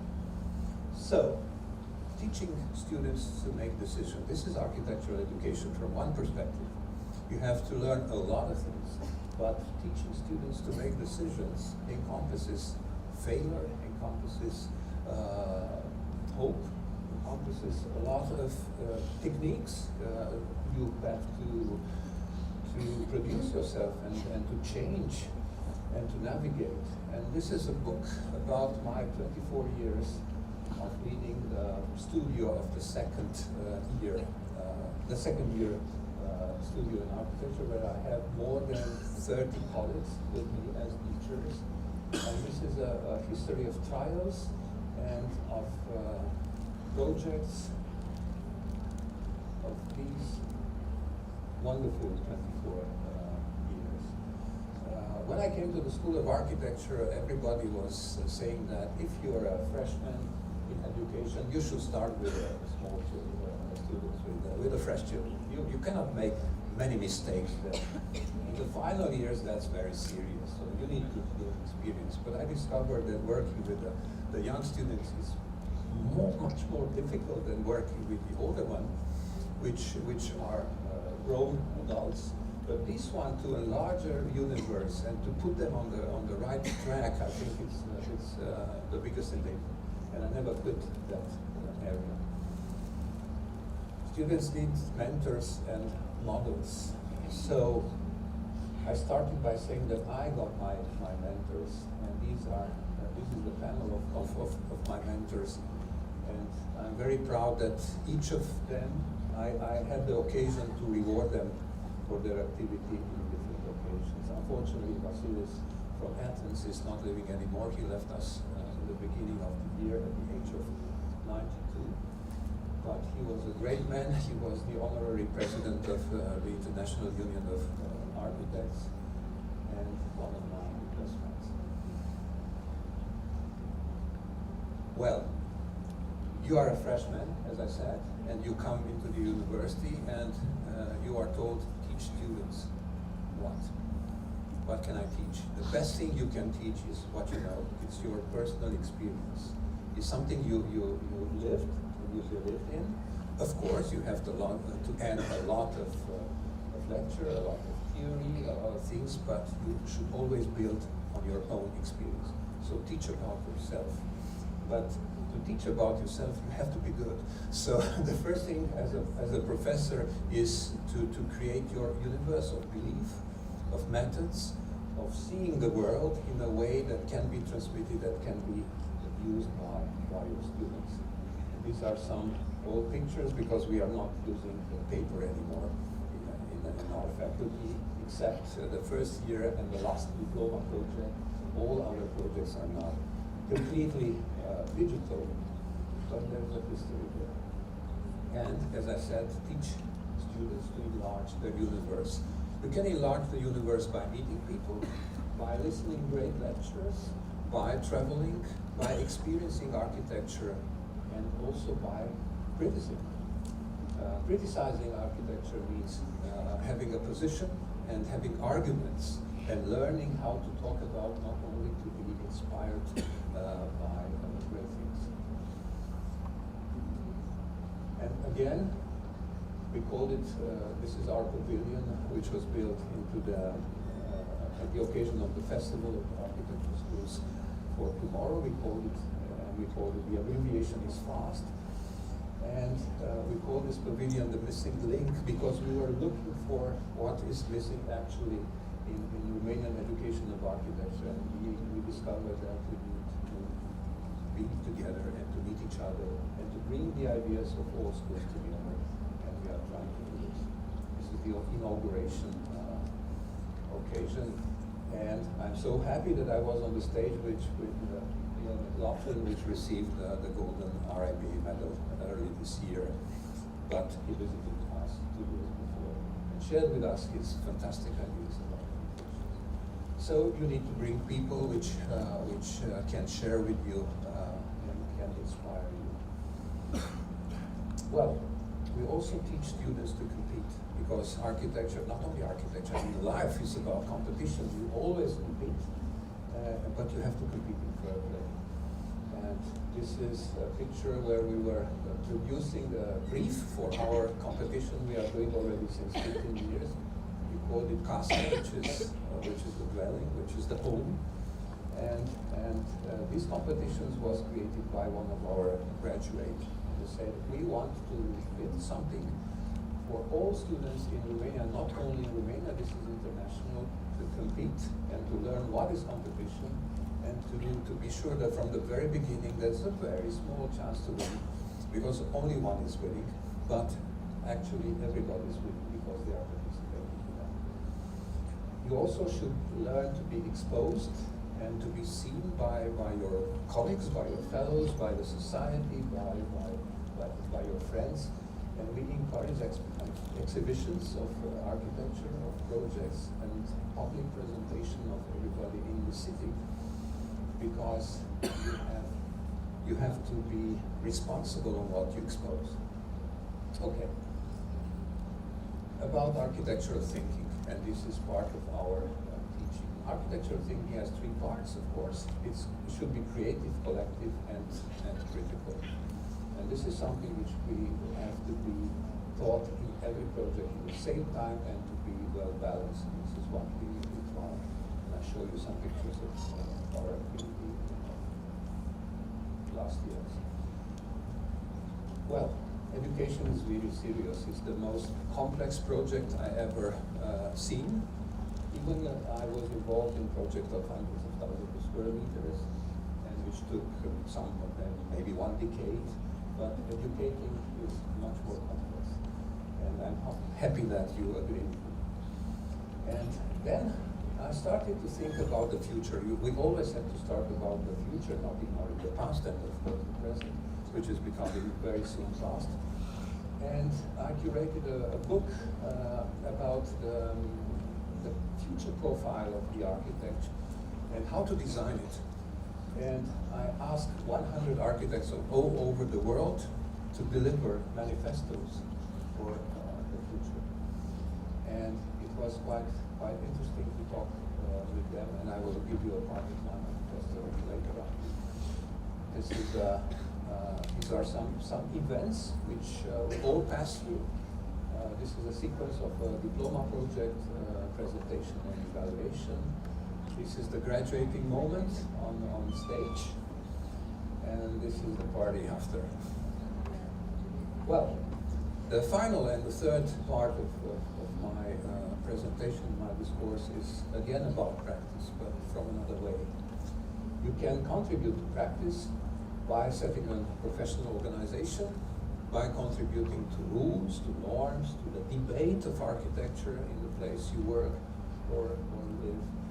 And I had a chance to do it nationally, European wide and internationally. So there are a lot of things which are actually important in creating organization and establishing relations between professions at different levels. But I like the most talking with the other professions. Of course, we talk a lot among architects. We have our knowledge, we have our problems, we have our ways of solving them, but promoting architecture to others, it's like being a priest in a certain way, but a good one, and trying to convince people that they should think a little bit more about. I can't stand the idea that I'm talking to somebody who says, well, I have nothing to do with architecture. You're an expert, you're a specialist, you should talk. And I said, no, you're not right, I'm not an expert, I'm just an architect. And you are also an architect. I cannot exist without you. So let's talk about and let's improve. And I started with studying the profession of architects 15 years ago. I initiated the first study of the profession of architect in Romania with some colleagues from which were professionals in organizing studies, sociologists and other people which are actually help me to see what is the perception of the profession of architect in our country and how the people are seeing us, how we are seeing us ourselves. And I've discovered that this is something which varies, how the students are seeing us, what are the differences between different schools of architecture, how students are perceiving different schools of architecture by the result they are offering, and we discovered that these are not coincident. So, which is good, but we have to work on it. And then I started to, and this is another book I issued some 10 years ago. It's a collection of articles about the profession, which I tried to insert in as many magazines which are not dedicated to architects, which are dedicated to other professionals, to investors, to developers, to civil society, and so on and so forth. So I'm not an academic, even if I wear this title. This is activism. This is something that you have to do outside your box. So promoting the profession around the world, well, I had a great chance to be in the team which actually built a concept at the level of United Nations, of UNESCO, of World Capital of Architecture. And we built the first World Capital of Architecture in Rio, in Brazil, Rio de Janeiro. which is actually a city which has great architecture, it also has great problems. So the societal problems, the landscape, the environment, so on, is absolutely fantastic. Of course, this is Copacabana, but the first line is for the rich people, the second one is for tourists, the third one is for locals, and then comes the favela in just 4 streets, which is absolutely a fantastic situation. And this is the mayor of Rio de Janeiro when we started this endeavor. Unfortunately or fortunately, the first world capital of architecture was during the pandemic, but it has the most reach of all the congresses of architecture in the last 20 years, because Brazilians are a lot of people, and also South Americans, but the whole world was connected through internets, and we have, instead of 10,000 people, we had something like 80,000 people participating in the conference. The second world capital of architecture was in 2023, it was Copenhagen, and the third one is going to be this year in Spain, actually in Barcelona, the summertime. See you in Barcelona if you can, if it works. So this is about collaborating with a network of small cities, which we created. We call it the Forum of the Small Cities in Romania, not only in Romania. And this is about the chance that a small city can have to do something. And to my theory, and not only mine, is that a good country is a country where you can live well, also in small cities, or mainly in small cities. Okay, this is development is community business. This is something else. It's not a development business, which is something very particular. You invest money in order to make money, but you have to talk with the community. So I'm very much involved, and I believe that you should have always 3 architects when you develop a project. One, of course, is the architect of the project. The second one is the architect of the city, which is representing everybody. And the third one is the architect of the community, which needs to be hired by the community and rewarded with recognition. Okay, this was the chief architect, maybe you heard about that. I used all kind of channels in order to promote architecture among everybody. Well, you have to build a team.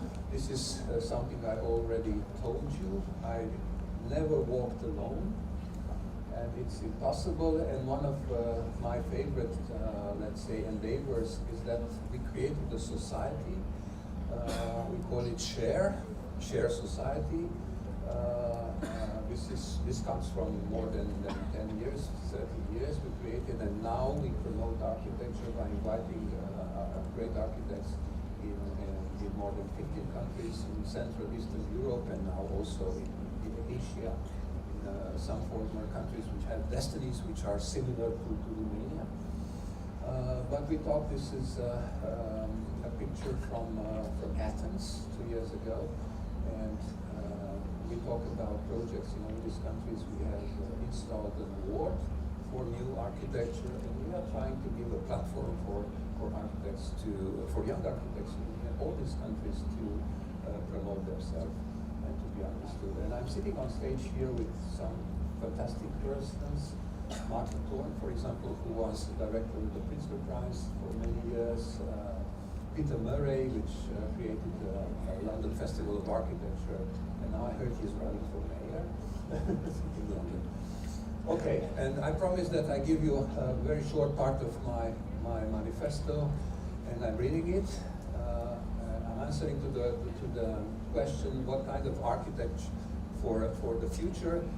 And I said that we need to pass from specialized to culturally driven.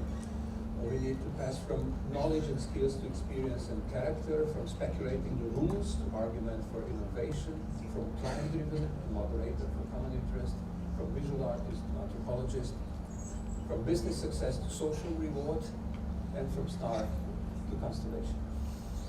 Anyhow, the last idea, which is the last story, this is an African elephant. It's not an Indian. You can recognize it by ears. But you know the word, the elephant in the room. I mean, that subject nobody is talking about, but should be addressed. So my last toy is the missing elephant from the room, which is the criticism of architecture in Romania. So I'm starting to build a platform for critical architecture, and I hope I'll have some success. Again, how I begin, for practice to education and back to practice, and the most important thing and the largest satisfaction you can have is doing something at home, even if we are nomads, even if we travel with each project. Thank you very much.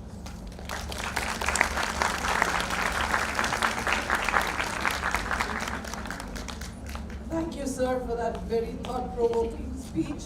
I think we have quite a few takeaways from both teachers as well as students of architecture. Thank you so much.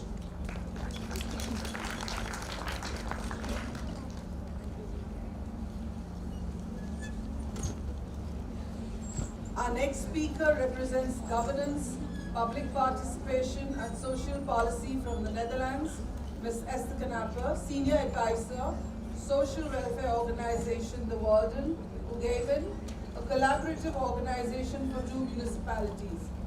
She has worked across international platforms, including the United Nations, in Philippines and Sierra Leone. Her counsel for 2 local governments has sought on issues ranging from debt assistance, low literacy, elderly care, community participation. Her work lies at the intersection of grounded responses, systemic challenges, structural frameworks, and she will provide us insights into operational strategies. May I request Ms. Esther Knapper?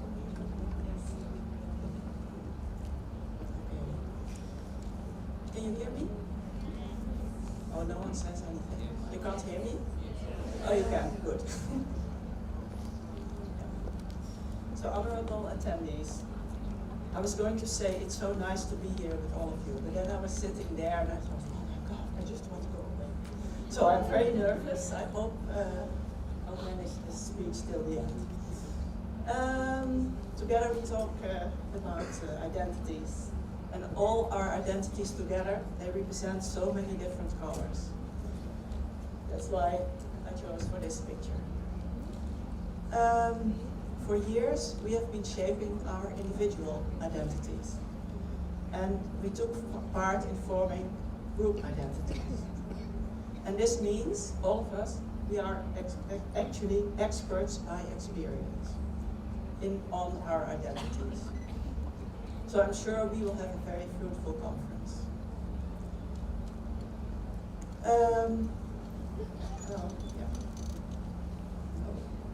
I'm going to take you through these steps in 25 minutes. I thought until yesterday that I had 40 minutes. So I stretched out half of the slides and half of the text. So we're going a bit faster. But if you miss something, if you want to know more, then please come to me after this session and we can discuss everything.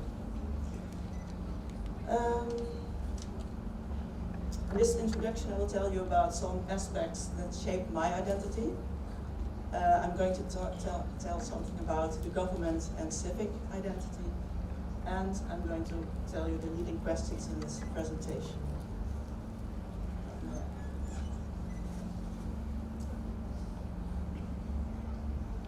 Okay, maybe you recognize me. From my appearance, you can identify my gender, my age. I was a bit younger there. And from my voice, you can hear that I'm not a British native speaker. I come from a country with a red, white, blue flag, which is the Netherlands. And as a Dutch person, you can guess that I might like cheese, and I might be a bit stingy.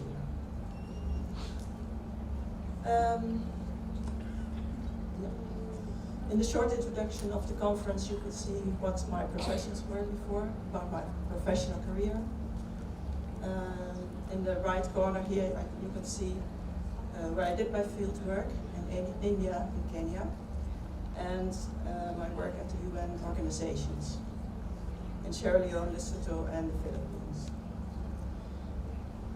Up in the middle, you see my present work as a senior policy officer at 2 municipalities, De Wolden and Hoogveen. And today I focus mainly on my experience in Hoogveen.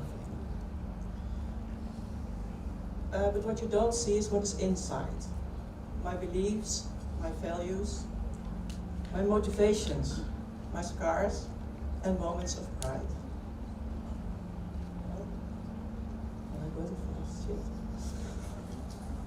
I should not say that in public. Okay. I share 2 aspects that shape my identity. And the first of it all is I'm intrigued by development. Community development as well as development at the local level, at personal level. I also coach my colleagues on issues related to their work. And for me, equality is a big motivator to work on development. My work in Africa and Asia has taught me a different view on life. If I compare myself to the other Dutch people, I see how life can be arranged differently in different contexts. And every system has its own rationale. And that works fine in that context. For example, I worked in Sierra Leone shortly after a military coup, and I was a bit shocked and prejudiced and also a bit afraid because to work in a place like that. Because in my whole life, I was taught that to govern a place properly, you should have a democracy. But here there was this military president. But I also saw that the people in Sierra Leone, they were happy. They were happy that their place was cleaner. They were happy that it was less corrupt than before. So I thought there was some sort of short circuit in my head, in my brains, that how is it possible that in a democracy, I'm going to have some water.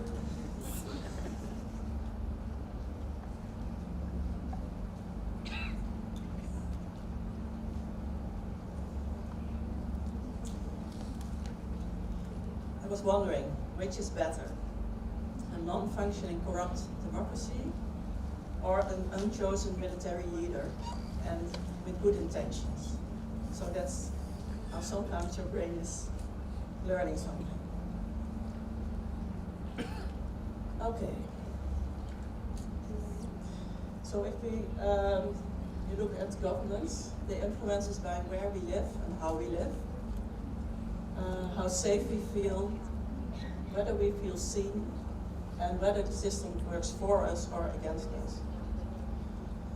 And then if you look at the civic identity, it combines the personal beliefs with a commitment to democratic values, rights, and active participation in society, actually to improve the world around them. And in my case, that's really, it turned out that I work at local government. And I like to improve the community around me. That's why I work there. So in this presentation, we look at identity from a government perspective, not from a scientific perspective, but from daily solution-oriented practices.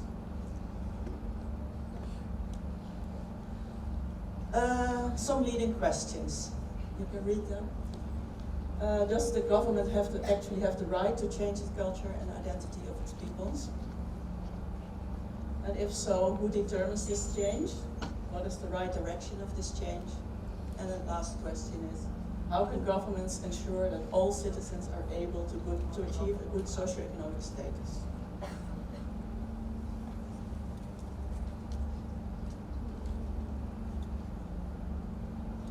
In this part, I'm going to answer the first question.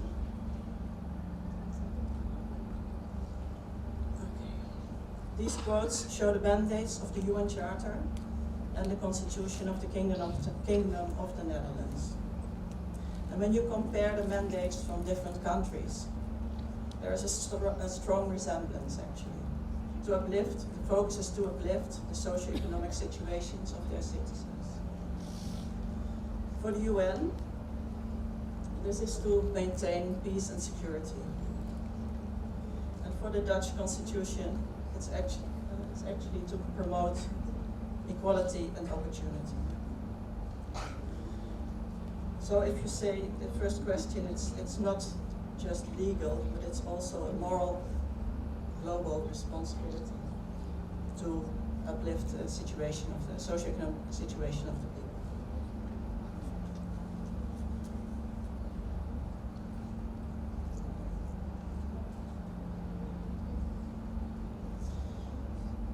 There's a gap between the government and the citizens. The previous professor was telling that he chose the clients choose him. Unlike private companies, governments do not choose their customers. They inherit everyone.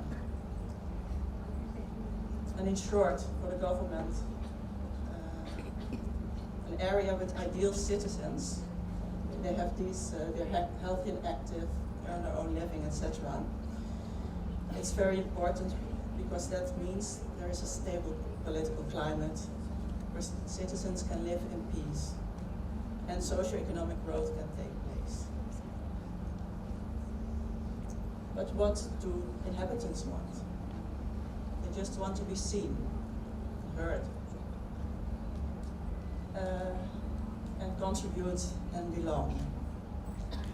So you see there is a small gap between what government thinks is a good citizen and what the citizens want. So to get the ideal citizen, government needs to influence the citizens. But people, they generally don't like to change. Even less when someone else tells them so. And especially the government, because most people don't like the government. Apart from legislation, the government can change people. They have to tempt them, they have to nudge its citizens. They cannot say, you just do this, not in a democracy. But what really, the real change comes from the inside. And if someone wants to quit smoking, and that's behavior, and his identity says, I'm a smoker, then it's very difficult to quit smoking in the long run.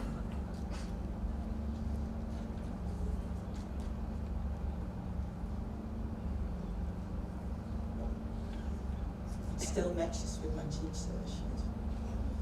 sheet. The theory of Jürgen Habermas shows the gap between the government's point of view and the citizen's point of view. He differentiates modern society into a live world. Live world's about sharing, about everyday understanding, about communication. And it's also where the communicative action takes place to reach the consensus. Then, if we look at the system, it's more bureaucratic, economic, etc. So while the live world is organized through mutual understanding, the system operates on money and power. And a major concern is the colonization of the live world, where instrumental systems encroach on daily life and undermine communicative action. I'm going to skip some parts.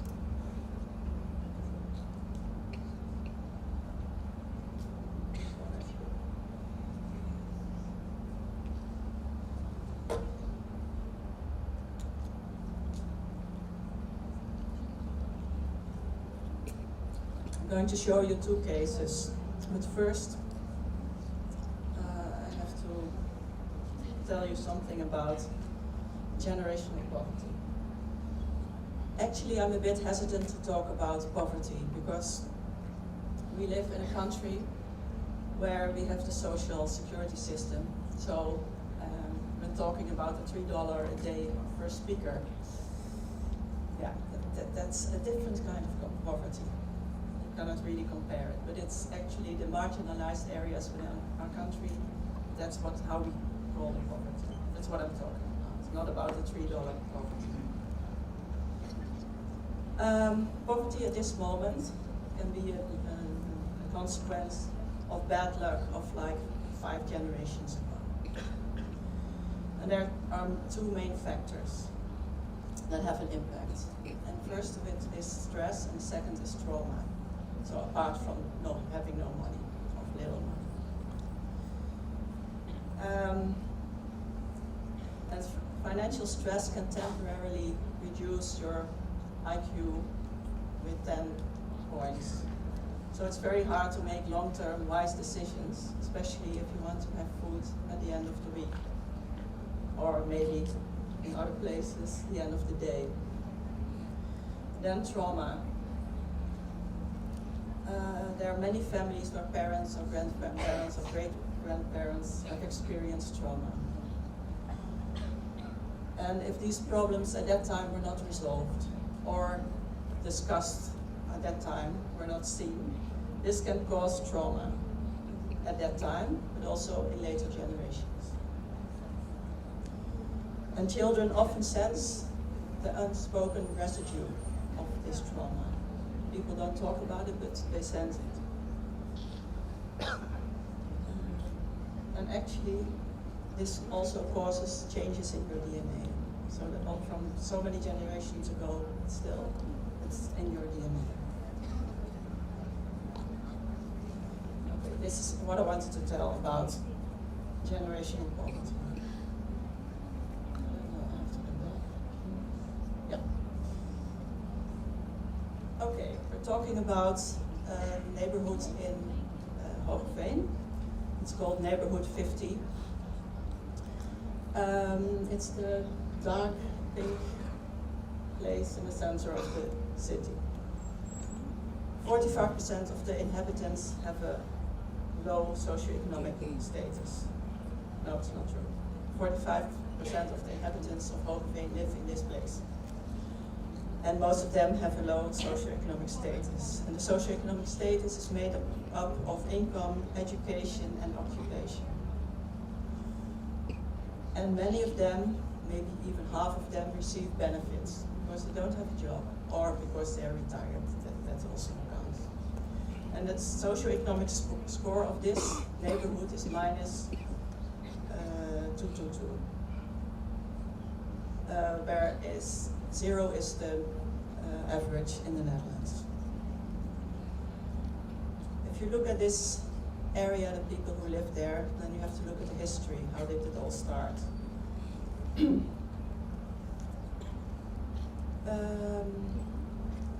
Around 1900, there were marginalized groups from the western part of our country, and they were sort of forcefully migrated to the eastern part of the country, where Hoogveen is part of. Their life consisted of very hard manual labor. There was poor housing. They had low wages. And that lasted for like 50 years. And then the peat exploitation declined. And those who had skills, a little bit of skills, they moved on to other places where they could work. They migrated. But the others who didn't have that chance, they just remained. And they're still there a few generations later. And limited educations, and they had declining opportunities, and many people were dependent on welfare programs. And over time, this poverty, the Dutch poverty, let's call it Dutch poverty, went to the next generation and the next. So actually, poverty is not only financial, it's social, cultural, and psychological.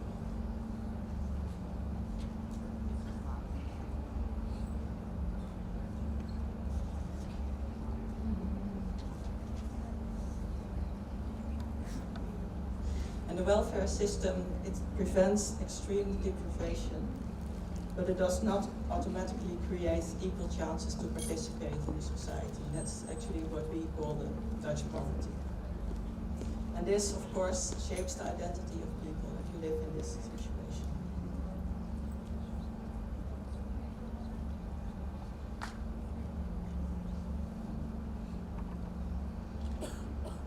So it's not actually a lack of talent, it's a lack of opportunity, and trust and recognition. You see that people are internalizing the thoughts. I'm not capable. This system is not meant for me. And that's a bit sad, actually. But also, Neighborhood 50, it has its good sides. It's a very close social community. People share their life together and take care of one another in hard times of trouble. And also it has a citizens board which tries to improve the living conditions. And that's very good because if it's done by them and not by government, then it works better. And people get, the inhabitants get a budget for this area they can use.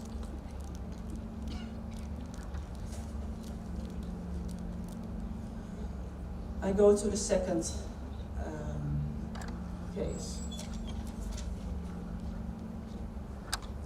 This is the Indisco project in the Philippines. Actually, you had this project also in India in the 90s. I worked there for 3 years. Sorry, not in India, but in the Philippines. And I want to show this project because it's a sort of good example of promotion of self-reliance, where people were actually doing, who determined the situation of their own community. And it was actually the first time that I saw a program like this. These indigenous peoples were expelled from their rich ancestral grounds for generations and generations. And by the Indigenous Peoples' Rights Act of the Philippine government, they were recognized, the rights of indigenous people for the first time. So they had self-governance, self-determination, and they could have the management of their ancestral domains. But to get that, they needed an ancestral domain management plan, and that was what our project was about, to assist them in making this plan. Several tribes didn't want to make a plan like this because they claimed to be the rightful owners of this land. And although they were right, of course, without legal ownership papers, they could easily be evicted again. So 7 indigenous tribes all over the country, they participated. And after, I don't know how many years actually, they became the owners of the land and upgraded their livelihood and became self-reliant. So can you imagine that when you come from a situation of poverty and you get this chance that your identity is really getting a big boost? So if you compare these two, you see that in case of the indigenous people in the Philippines, the life world was the starting point. The life world was respected by government. And from this respect, the system was used to strengthen the life world. If you look at Neighborhood 50, policymakers tend to focus on socio-economic problems first and have the urge to solve them, of course, through the system. Well, you can choose which one is which now.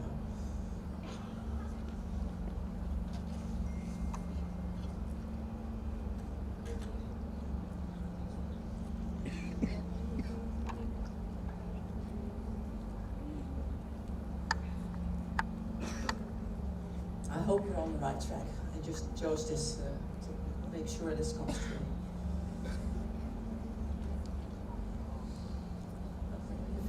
Look at the local government of Hogeveen. The mandate is left. Some tasks are on the right. But what is special about local government? Unlike national governments, local governments touch people's lives daily, in housing, in schooling, in health, welfare, public space, whatever. They are the silent architects of identity.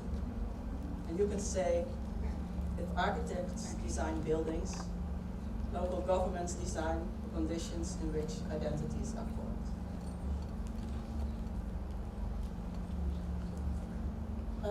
There are two main assignments of the municipality of Hoogeveen. The first one is this neighborhood 50, of course, but then the second one has to do with the population pyramid of the Netherlands. Normally a pyramid, well, it says it's more shaped like this, but this is more wine glass shaped with a small lid on it. I can't find another word for it, so I call it a wine glass. It's a situation where a smaller group of working people have to take care of all the benefits of the retired people. And we have so many retired people, and well, my daughter and son-in-law have to take care of us later on. And then apart from this, many tasks were delegated from national government to local governments with a budget cut of 10%, which means that the professionals don't have the means to assist people as they used to do. So we have to make a shift from the system where we were taken care of to we have to do it ourselves. We have to take care of our family, our friends, our society.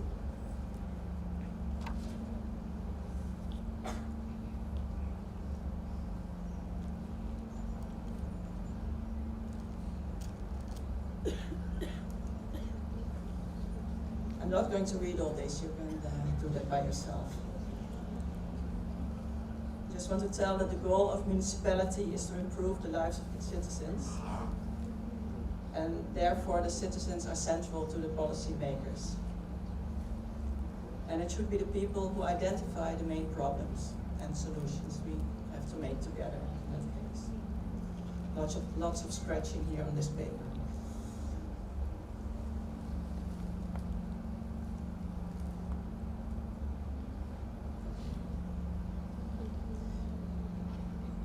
Which ingredients does the local government need to enhance the socioeconomic situation of the lower CES groups? For example, you see here mentions what the total is. For the basis, the infrastructure where citizens can ask questions and apply for help, and this one is quite well arranged in Hoogeveen. And then the other part I think I should mention is to involve experts by experience. Because through their life experience, they represent the target group, and professionals can learn from that. In policy making, but also in implementation.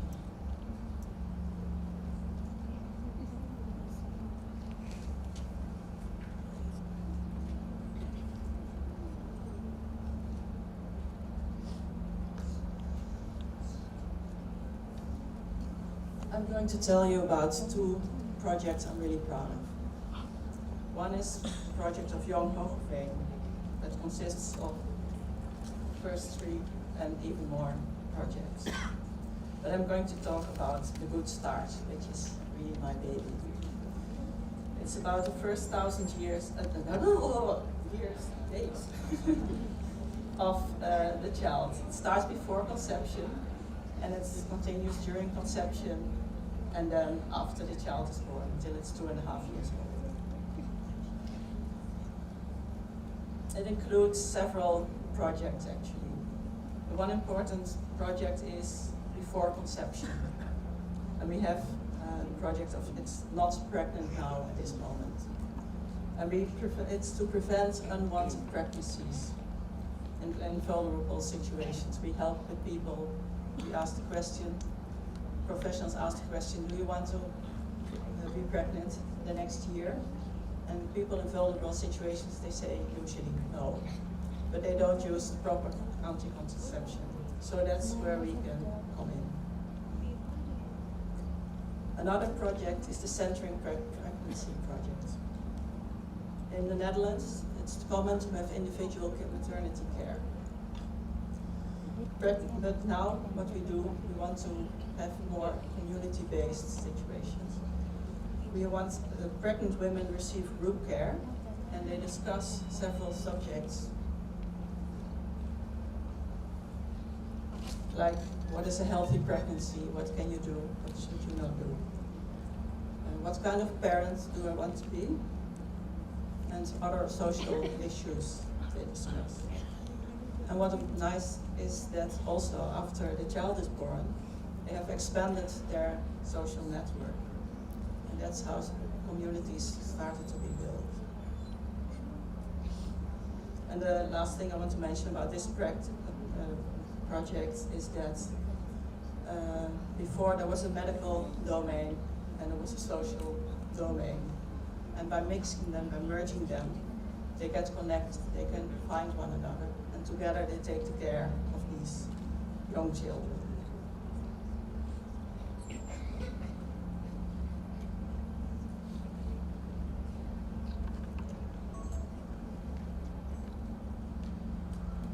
Second project is the Helios project. It's a social apartment housing building in the neighborhood 50 with multiple problems. Poverty, Dutch poverty, sorry. Psychiatric issues, drug abuse, violence. I wouldn't want to live there. But what we see is that a group of social workers and people, inhabitants that were trained as neighborhood connectors, they visit every tenant and ask them 3 questions, which I listed here. Oh, there are 4. Okay.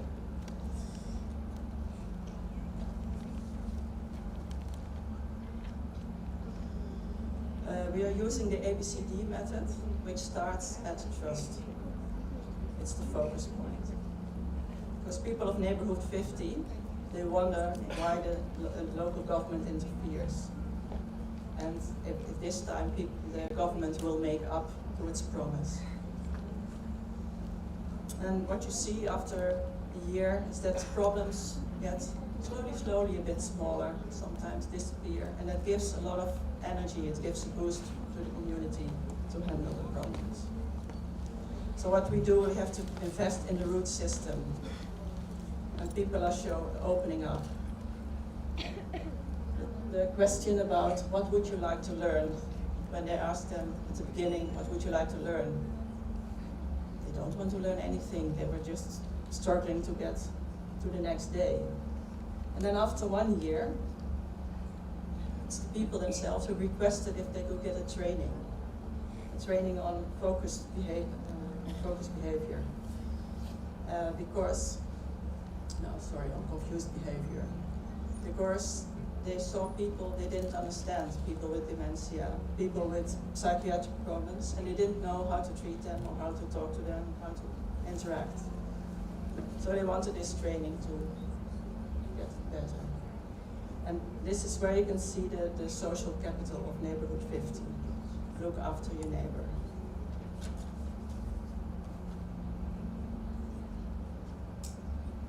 First I answer the questions. Actually the first one is already answered. Let me see. Yeah, I have to see. The second one, well, we've heard it before. The citizens themselves shift towards from system towards the live world.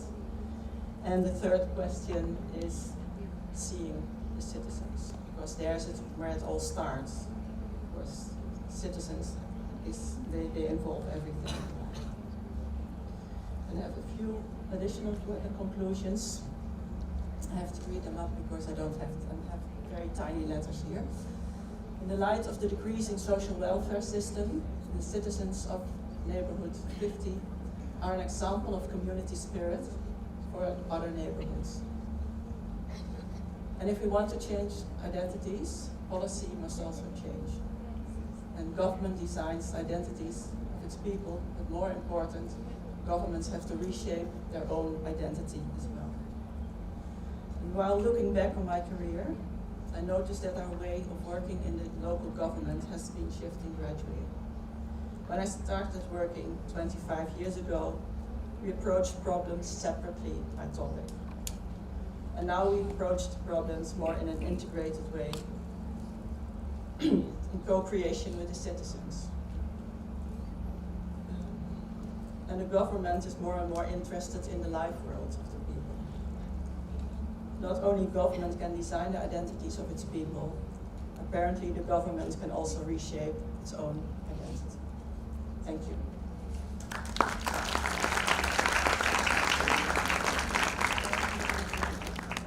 Thank you, Ms. Esther, for sharing your personal journey as well as your personal experiences.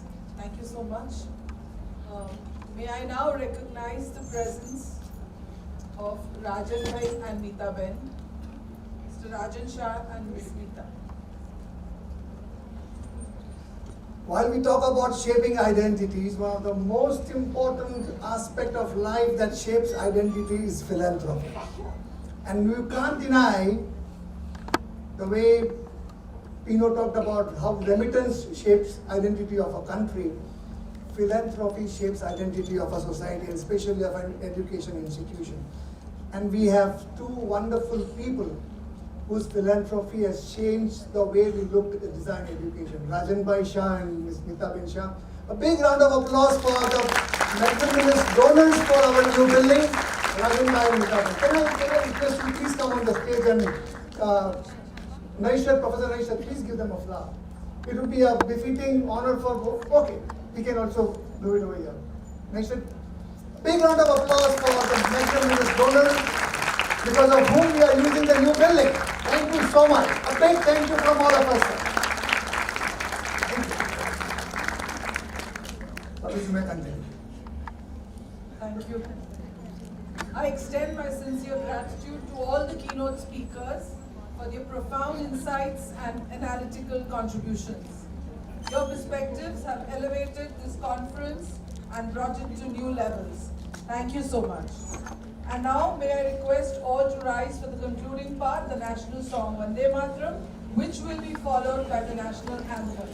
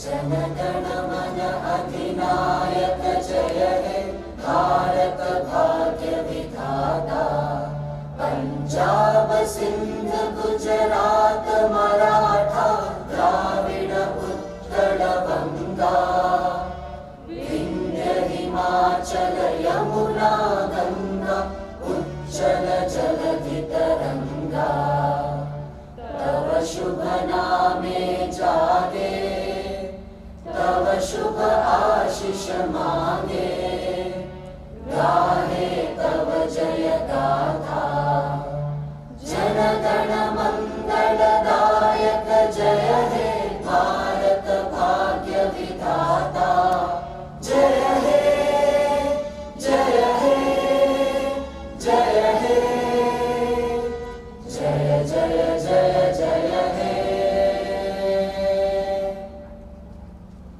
Thank you, everybody. One last announcement. To all invited guests, deans and teachers, kindly join us for lunch at the Sked Amphitheatre. Teachers and volunteers, please escort them and assist them. The paper presentations will start at 2 p.m. at the IDPT new building and at the designated locations. The student participants of the workshops must proceed to the designated locations as already informed to you by your coordinators. And all of you are cordially invited for the cultural evening, which will be followed by the dinner at 7 p.m. Have a good day. Thank you one and all. We will reconvene tomorrow at 9 a.m.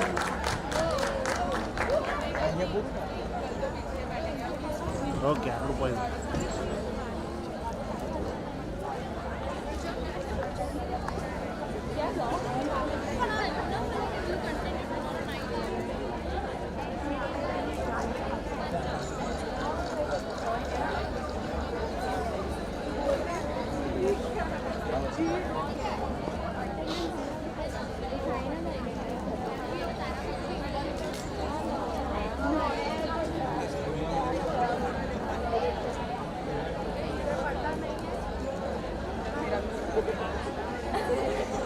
हो रहा है photographer देखिए